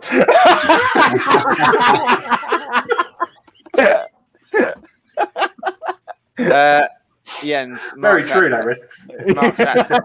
Marks out of 10 for Delhi. 7.5. 7.5. Okay. Kev, you got a nice easy one again. The man, the myth, Sonny. Whoop, Sonny. Well, what can you say about the boy? You know, he's forever smiling. He's happy. He's bouncy. He's the heartbeat of the team now because he's a focus point to everything that happens in the team. Because you know, if he gets that ball and he goes running, he was running nowhere when he got that ball on Sunday, and he turned in and all of a sudden I'll have a crack from here and bang, it's in the back of the net. You can't. That's boy's own stuff. You know, it really is. But it's all, he raises the rest of the team's morale and everything with what he does. He's smiling, he kick, and you know, and he was laughing when things were going against him. He was all laughing and smiling, like when he should have had that corner when he flicked off. I can't remember which, someone's backside. It flicked off. He had to go at the ref, but then he saw the funny side of it as well. And said, "Oh, well, let's get on with it. Let's go again." You know, he had that determination about him. I liked it. You want a rating? I'd go 9. I really would. Very good. Yeah. I read a good story about him the other day. He said when he was 7 or 8. He used to play football with his dad because his dad was a professional footballer as well. And he said that if he took the ball off his dad, then his dad would chase after him trying to break his ankles. And that's why he's got a little bit of needle about him. That's probably why he's so fast. Yeah. Have you seen his dad? Christ. Don't expect Mr. Sun's Guide to Parenting to hit bookshelves anytime soon. Well, have you seen him? I've never seen anyone as unsmiley or compared to his son. Yeah. Was it 1,000 or 5,000 that used to make Sonny like jog around the pitch, like doing keepy ups with each foot before he was allowed to finish training? It was over 1,000. Sure. Yeah. He had to do keep ups around the pitch till he got 1,000, and if he dropped it on 999, his dad would make him start again.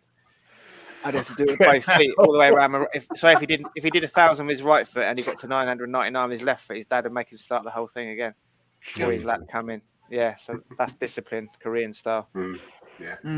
He's a tiger dad. Unbelievable. Love him like I do. I really do. I do. Yeah. Simon's giving him a 10.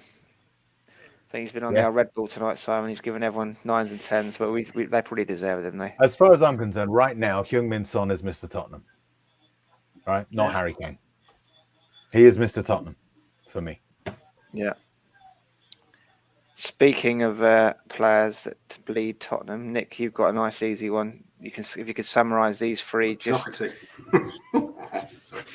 the subs, how they did. We're still waiting for the Doherty to turn up. That was playing under Nuno from, a few seasons ago. I mean, okay. I mean, they didn't get much time. Lo Celso helped and relieved some of the late pressure by getting stuck in. And Doherty really did the same. I mean, I'd say 6s for both of them. And Romero, he only came on for the last couple of minutes, so you can't really give him anything, which is not his fault. But I think they at that point, it was just kind of, let's see, some people that are going to get stuck in, try and see out the final 10 minutes. And that's really about that. That was probably about as much as they've probably done about as much as what I did just talking about them. Yeah. Them, so, speaking of Romero, it leads us seamlessly on to our next talking point, last night's game. Rez, did you want to take the first quick point here? How did the new guys do last night? Brian, Hill, Romero and Galini. Hill had some lovely moments in the game.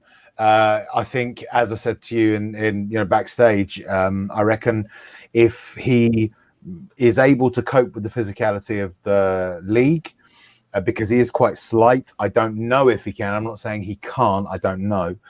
If he's able to do that, I think with some of the better players in the squad, if he can develop an understanding, I think he's going to do very well. He's going to be very dangerous for us. Romero, I have concerns over his temperament. He has a tendency to be rash, apparently. From 29 games last season, he got 10 yellow cards. That's dangerous. But he has talent. It's obvious. I think he can be a very, very good defender. So I'm encouraged by the fact that we're going to have him, and he's been given the number 4 shirt, which suggests he's going to be a first team pick rather than a Conference League player.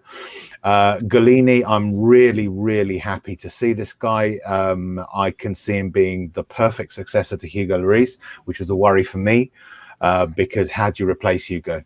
How the hell do you replace Hugo? And I think we found someone who can do it. Obviously, it's very early on, but he's gelling with the team well, which I like. He seems to be a competent goalkeeper. He commands his area very well. I'm very pleased.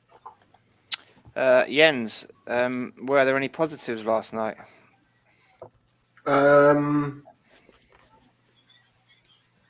Hill looked very lively.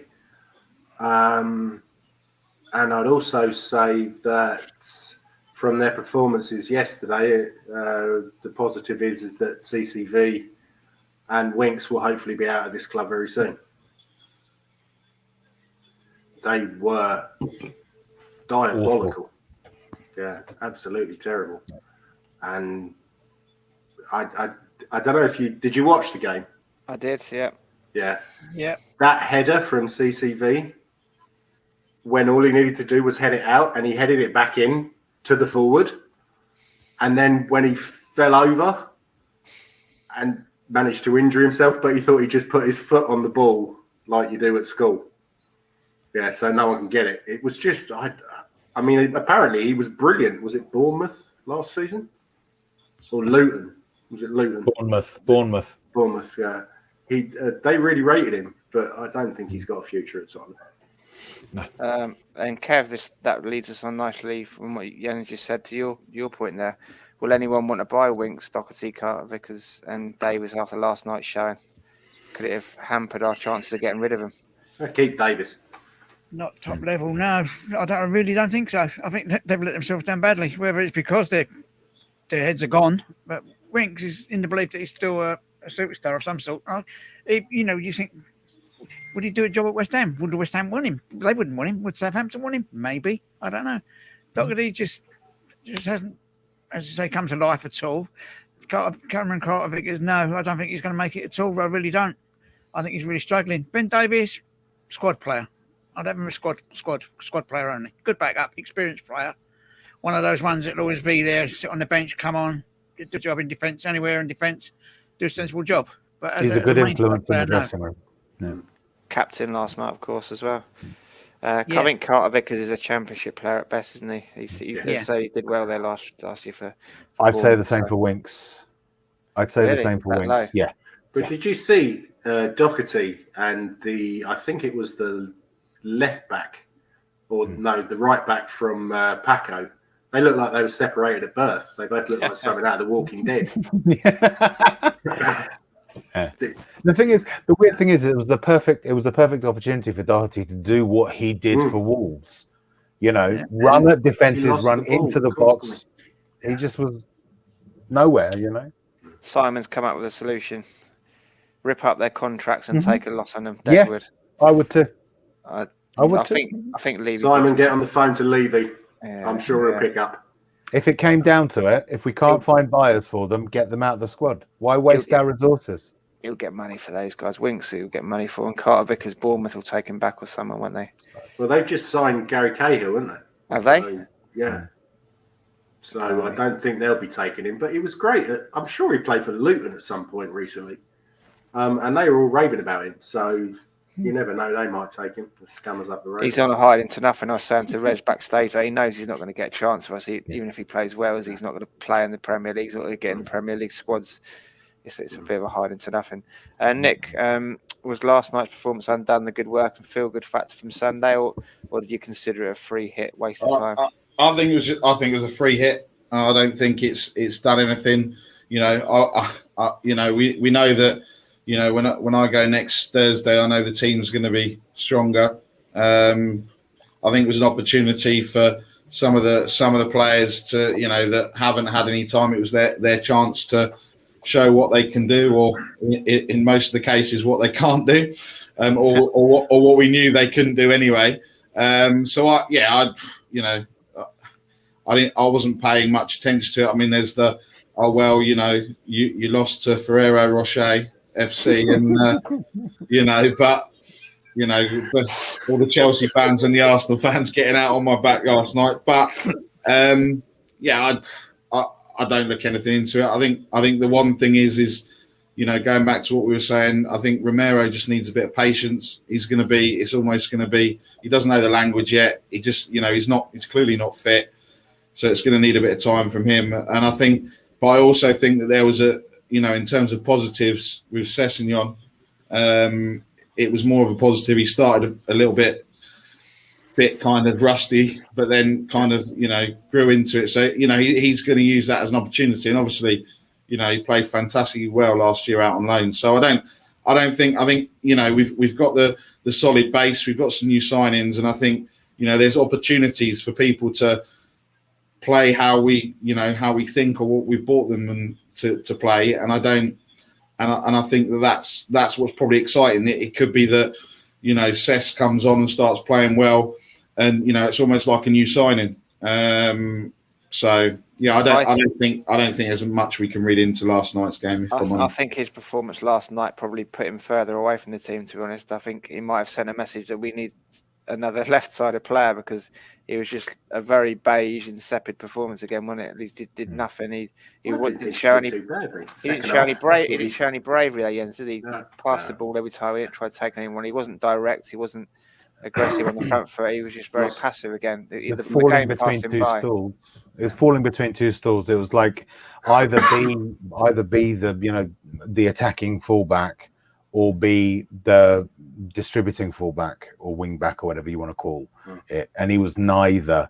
When he tried to pass it, the passes were often misplaced. When he tried to run at his man, he would run and then stop and look up and look for a pass. It's like, do one or the other, unless he's been instructed to do that, which I don't see, because if you play five at the back, or if you play three at the back and two wing backs, you want your wing backs to bomb forward. That's the whole point of playing three at the back, rather than being passive on the wing.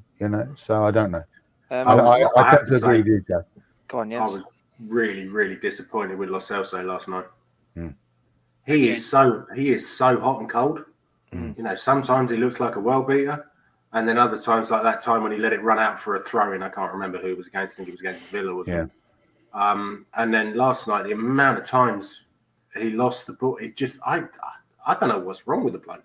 He's a neat and tidy footballer, Jens, and sometimes players need to play alongside other good players to gel into the team, don't they? And last night he was surrounded by complete dross, wasn't he, really? I mean, I don't know what was wrong with Harry Winks. I mean, he just couldn't pass the ball 5 yards to a Spurs player, could he? It was quite sad to see, really. I mean, he hasn't been able to do that for a few years, though, has he? He's like, there's no pressure on him. There's no one around him. He's just kept giving the ball away, did he? Yeah. Obviously the pressure's getting to him to try and perform and turn his career around. And I think Rez said that. I think it might be time for him to move on and try and challenge somewhere. Yeah. Try and build himself. In summary, Harry Winks is a superb player, apart from his passing, tackling, decision making, pace, and striking. But other than that, he's brilliant.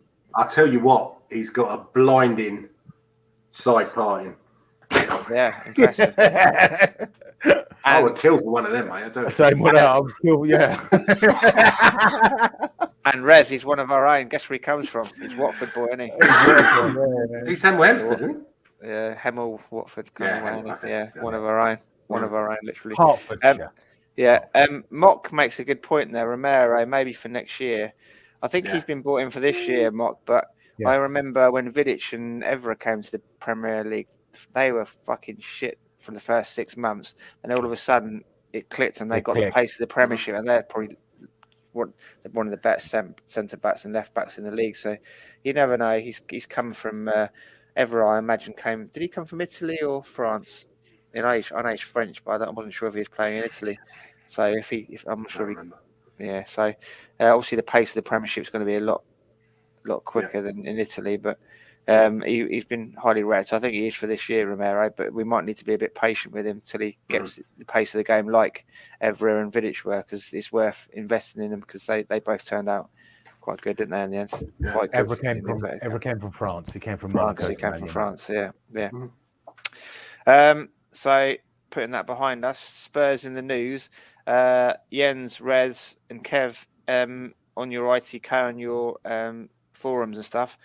Who are we linked with today? Any ins and outs going down on the forums that you've seen? Who's that guy from? I can't remember. Nahane or something. Nandez or something. Nandez, right? Yeah, something. Yeah. But apparently, I've heard that City are in for Vlahojevic. Yeah. Yeah. So it might be a revenge, just to take out the player we're after because we're not selling them Kane. It probably is. Oh no! No, they get. I know. It's like what revenge they've taken. They've got an inferior player.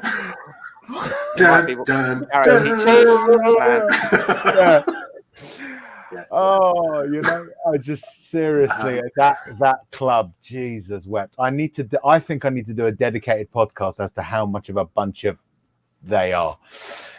Oh, I think you did pretty well on that thread the other day. Thank you very much. Spurs Community, go on, Bennett. There was a Man City fan on Spurs Community and was coming on and tried to say, oh, yeah, but Abramovich is as bad as our owners and Sheffield United have Saudi investors and stuff like that. And it's like, Rez basically tore him two new arseholes. It was hilarious. Get him on the show. Reconvene. I think it's bedtime. Exactly. It was, He came at first. He came on. He wanted to discuss Harry Kane and just nothing about his club, just about Harry Kane. And it's like, and most people were polite. There were a couple that gave him abuse, and I didn't join in with that. I wasn't going to, but he kept insisting, saying, "Well, what City's owners do is someone raised it, wasn't me." Saying what City's owners do is nothing to do with it. And I turned around and said, I'm sorry, you can't play that game, mate. Okay. He said, if we were comparing Apple with Samsung, would you talk about the rights of Chinese sweatshop workers? And I turned around and said, look, if you're comparing Apple and Samsung, they're all doing it. So there's nothing to compare. Man City's owners' crimes against humanity are not repeated in other clubs, right? And I said, okay, they're not all saints, but there's a difference. Obviously, it's something that's open to debate. But even if there are, Abramovich, yes, he's done stuff like that as well. Compared to Man City, they're this level of scum compared to the worst of the rest. Bob Spur did a whole stream on looking into the Qatar World Cup and that sort of region. So he did a whole lot special on it. It's worth watching if anyone hasn't seen it. See all the kind of things. I'm not 100% sure. I'm having second thoughts about watching that. Having heard so much about all of the shit that's going on over there. I mean, what's his name? Shankly said that. What was it? Some people say that. I can't remember what the saying was. My apologies, but there's more important things than football. The way that you treat human beings and the way that they've done that is just But that's for another podcast. So. I'm just going to say one last thing, and it'll be very short. Listen, this is the key. This is what I thought today. Ask anyone who tries to sort of take that out of it. Ask them this question: would you be happy if, say, the Nazis took over a Premiership football club or an English football club? If you're comfortable with that, then I won't argue with you. If you would be uncomfortable with that, you should be just as uncomfortable with the Al Nahyans taking over Man City. That's the only thing I'm going to say. But then again, you look at that, then back in the days of Graham Rix and that Williams bloke, they took over Chelsea, didn't they? Should we be accepting it? If you've seen that in the don't know if you've seen that in the news, but the big court case by a number of young black youth team players saying that two coaches from Chelsea, Graham Rix and another guy called Williams or something, used to call them all sorts of horrible names, hit them, stuff like that. And would we accept it? Would we accept it now when we found out about it? We shouldn't be we need to look at this more deeply. But it's a different conversation. It's nothing to do with Spurs. To get back on the links, that Paulini guy, the midfielder, apparently we're back in for him. Any good? I don't know. I haven't even bothered watching his YouTube. I mean, if I'd watched his YouTube, I probably would want him in yesterday. Yeah. 5 minutes and I'm sold. He's To be fair, the guys that Paratici has brought in, they have been sort of off radar, haven't they? So well, the ones I think someone said it's deliberate. He kind of puts you off the scent so the other clubs try and gazump you and think that, oh damn, he's after him, and he helps his mates out by creating a buzz around a player so they can sell him to someone shit like West Ham or whatever. And then the one he actually wants. Speaking of West Ham, Nick, didn't you say earlier, or was it Dovers said that we're linked with Lingard from?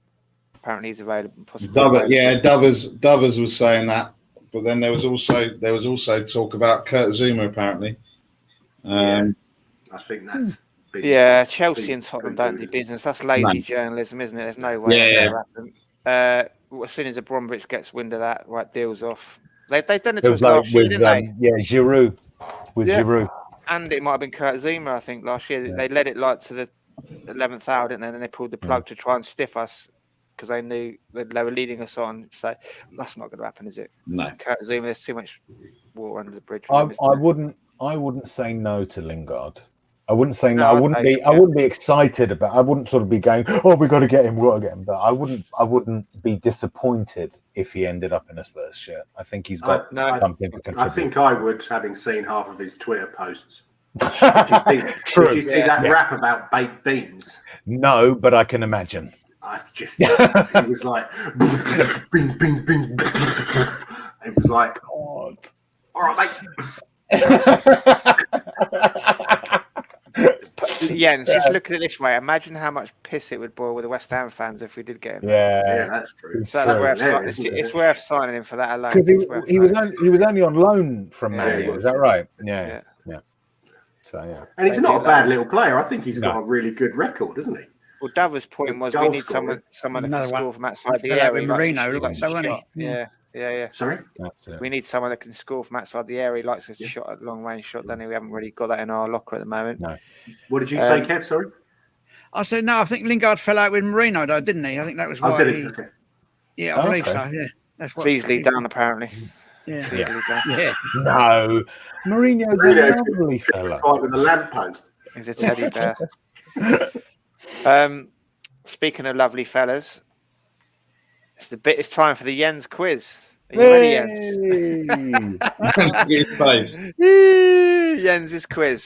So you ready? Question 1. Jens, you've got your hat on. Are you ready? Question 1. Who does the panel think Jens should do a quiz on next week? Was your arsehole tweaking away there? I thought you were going to do a tuba. Do you know what? No.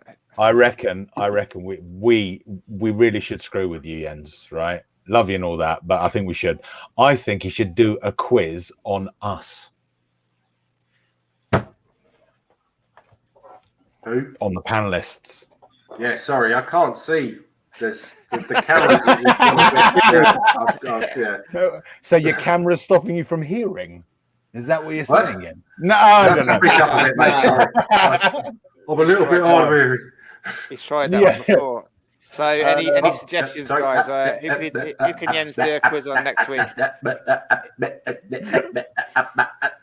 Kevin, who's the first Spurs player that pops into your head from all your years of support, and just pick a random Spurs player, and we'll get Jens to do a quiz on him.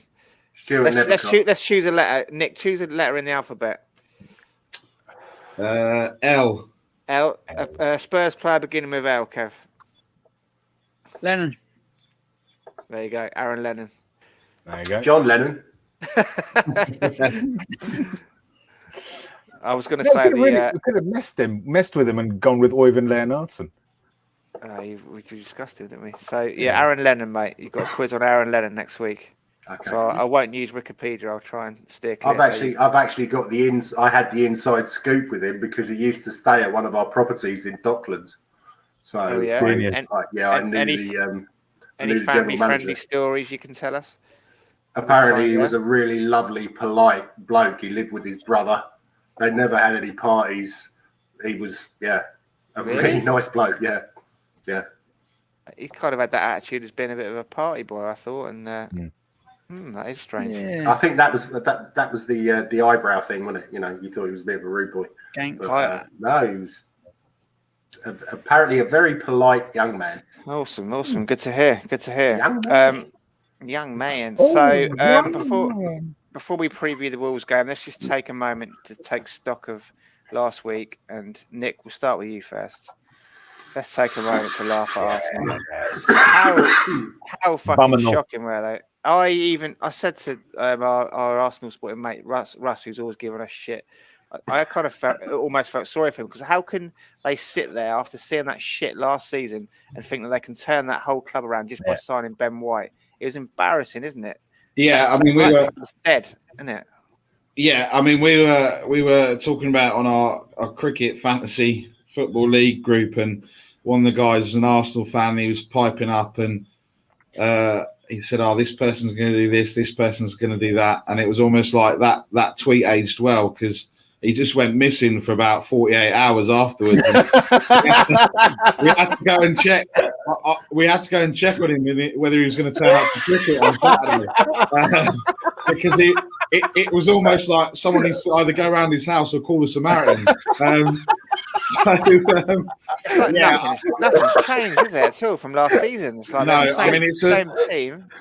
Uninspired team on the doorstep. Yeah, it's the same. The same old Arsenal. I think not only that, you've got the video of Ty arguing with Jamie Carragher.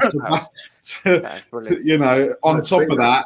Who's mentioning Arsenal in the title race? We are. That's what we're talking about now.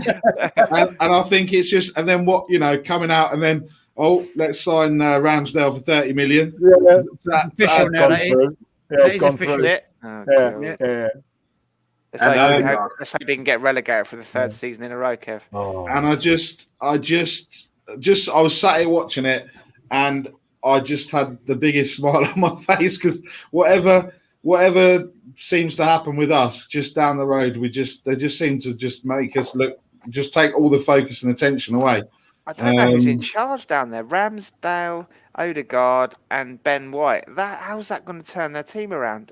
It's mind blowing. There was a tweet earlier of the team from last year to this year, and the only difference was Ben White in there. And I think they've improved their team by spending 130 million. Who is the director of football? Isn't it Edu? Yes, Edu. Apparently he's on holiday, so time to go with the transfer deadline. He's on all the time to go on holiday in the transfer. Sorry, I'm in a club, mate. He's on holiday, and apparently Lacazette and Aubameyang have got COVID, so it couldn't get any better for him, could it? Well, we thought Steve Hitchin was bad. I tell you what. I heard some rumours that they don't want to sack, or Edu doesn't want to sack Arteta, because that's his first signing, and he doesn't want to be proved wrong. I mean, for fuck's sake, if your team is not getting into Europe and your team is not making money, gives a fuck about being proved wrong. Yeah. You go out and get yourself a proper manager. Do you reckon they've got the money to get Conte if they wanted? Have they got money? He wouldn't go. Rebuild? He wouldn't go. I think their squad needs a bigger rebuild than ours does.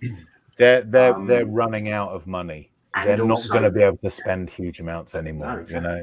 They've got all of these players, Willian and Lacazette. Sorry, Aubameyang. Aubameyang's still there. Did they release him? They are. No, Louise, I think, is gone. Yeah. But they're on like 250 to 300,000 a week. They just took them tied down to long contracts. Jesus.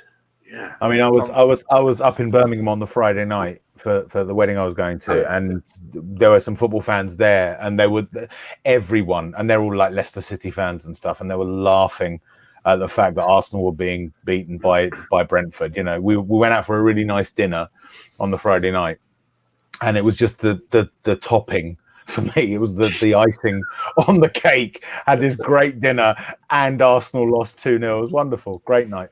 We said on the pod last week, didn't we, that if there's one team which had all of the minerals to beat Arsenal, the way they play and the high pressing, the high intensity, it was Brentford. They're the kind of team that Arsenal don't play against. And it's quite funny to see that cat's behind you there, Kev. He's going to knock down your picture again. It was when I spoke to one of the players after the game, and they basically said, we knew we'd be able to get at Arsenal with long straight balls and set pieces. Basically, your centre backs are shit. So every other, and Carragher said afterwards, he goes, basically they've given everyone the template of how to beat Arsenal, haven't they? Yeah.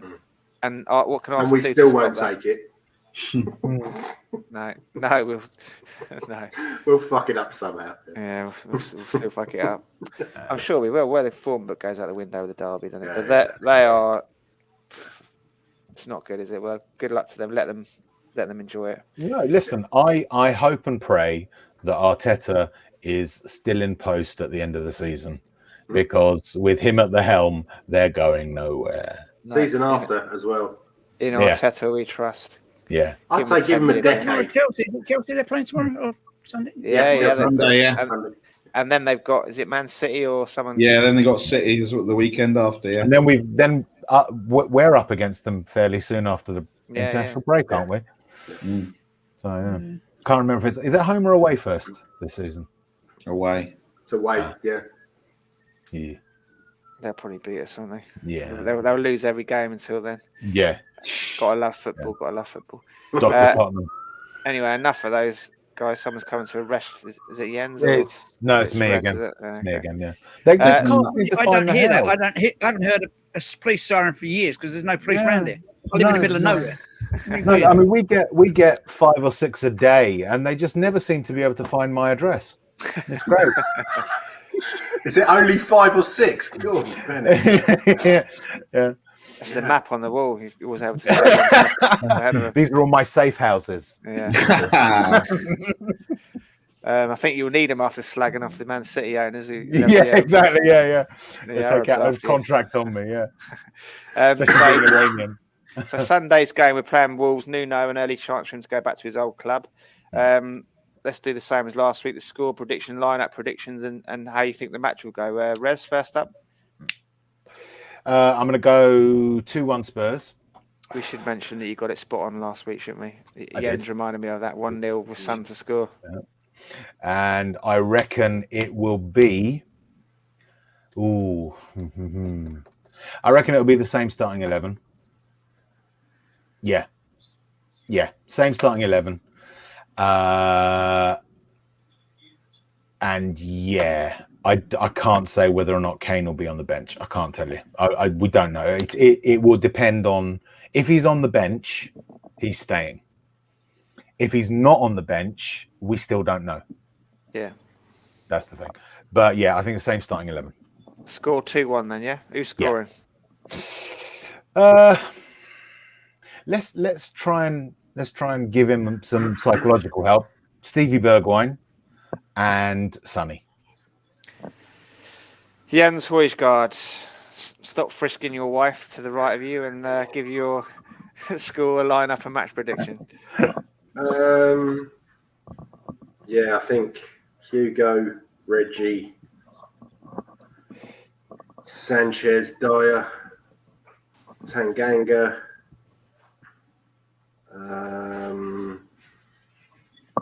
Skip, Højbjerg, Mora, Ali, Son, and I can't think of the last one. Bergwijn. It'll be Steve. So the same starting 11. Yeah. No, I just wanted to try and remember it. He's checking the old grey matter still. Absolutely. Yeah. Score prediction, mate. Yeah, I think I'll go with the same as Rez, 2-1. And I think that Sonny will get one, and Delhi as well. And And then for them it'll be. It sounds like a cop out, but Rez said exactly what I was thinking. I was going 2-1, and I was going for the same team, but with regards to the bench, I was thinking Hill and Romero will be making the bench this week. I really do think they'll make it. What else did you want? Scorers. Scorers. Sonny and Bergwijn. Yep. Let's get down the bookies. It seems a popular one. Yeah. Nick, are you sticking with the guys? Yeah, so in terms of the lineup, I think the lineup will be the same. I think, there'll definitely be some changes on the bench. I'm going to say 2-0 with Mora and Son to score. So, Mora, I just think that it's the type of game that, he's going to get the bit between the teeth. And I think, if we can, we got a clean sheet of the week going against City, so I can't see why we shouldn't get a clean sheet against unless all of a sudden he drops, does a curveball, puts bloody Aurier in, and he gives away a penalty. I mean, that imagine that'd be that's what can happen. But no, yeah, so I think it'll be 2-0. Or I hope it's going to be 2-0. But I definitely, either way, I think we're going to win. But yeah, if anyone knows how to beat him, it should be their manager's just left there. He knows the weaknesses. He knows how they're going to play. Might have been why he left everybody at home yesterday, because he really wants to get one over on his former employer. Because there was also questions about that it wasn't the happiest of partings either, so there might be that. Oh, really? Okay, I didn't hear that. I just it wasn't like a big falling out, but it wasn't. Right. It wasn't exactly the most amicable, let's say. They're going to find you this time, Riz. Did you say did you say 5 or 6 a day, or do you mean 5 or 6 an hour? Well, you see, the thing is that they know that I operate mostly at night, so they ramp up their things, Like the vampires coming out at night. That's why Kev hasn't seen any policemen, because they're all near you, Res. Jesus. Exactly. They've all transferred. What he wants. They've transferred the Irish Garda across to assist them with their inquiries. So seriously, Nick, it's crazy, right? I mean, I've got double glazing as well here, and it's bad enough. It's just, and do you know what the weird thing is, right? It's almost like they switch their sirens on just before they get to my house and then switch them off just after. If there weren't other houses around, I would be really paranoid. Whereabouts in Archway is it, Riz? Junction Road. Are you reporting me? No. It's just I used to drive through there occasionally when I used to fit kitchens. So Junction Road. Okay. Actually, do you know what the real irony of that is, though, with the police sirens? I actually work for the Home Office. Don't tell them. 007, mate. 007. So that brings the closing to the show this week. Anything else you guys want to say before we leave? I was thinking just a quick one. We'll go around the panel before we leave. Are we going to have made any signings by this time next week? Any incomings? Any outgoings? Res, quick in. Yes. Any in? Yes. Any out? Any out? Jens, any in? Yeah. Any out? Yeah. Kev, any in? Any out? Hoping for some ins, but the outs, they're sticking like shit to a blanket. They ain't going nowhere. They don't want to leave. They really don't want to go. And also, quickly, while we're on it, next Thursday's game night. So what are we doing? Are we putting back to Friday again? Why couldn't I do Wednesday? Yeah, I could. Wednesday or Friday. We could. Yeah, if we do Friday, we can discuss both games, can't we?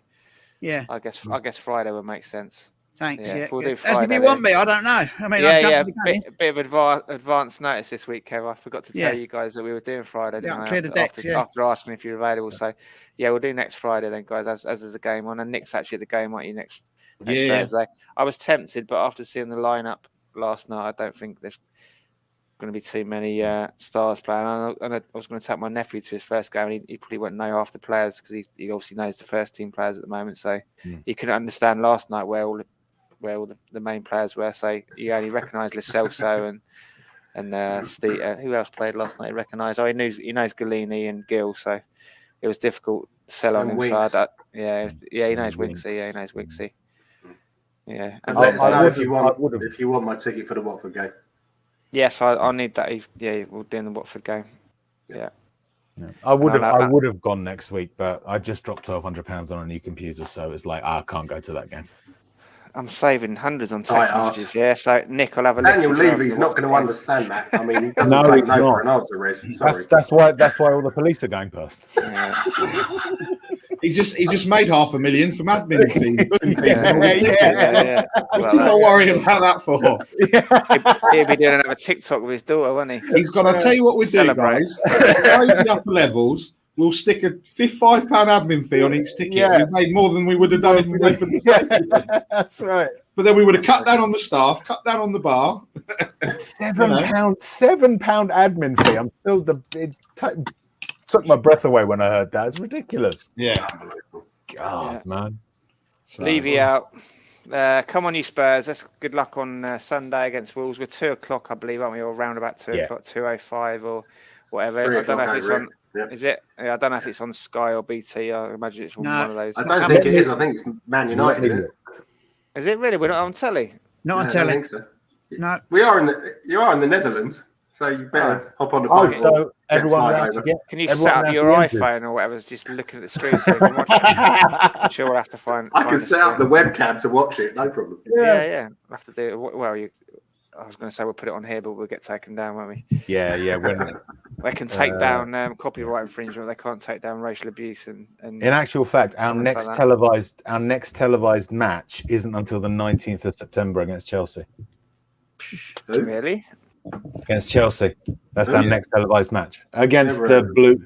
Yeah, well, I wish I'd never heard of them, but yeah, I know where you're coming from. Yeah, that's our next televised match. Oh well, we have to try and find a stream allegedly to watch on Sunday then. I would never stoop to such criminal behaviour. No.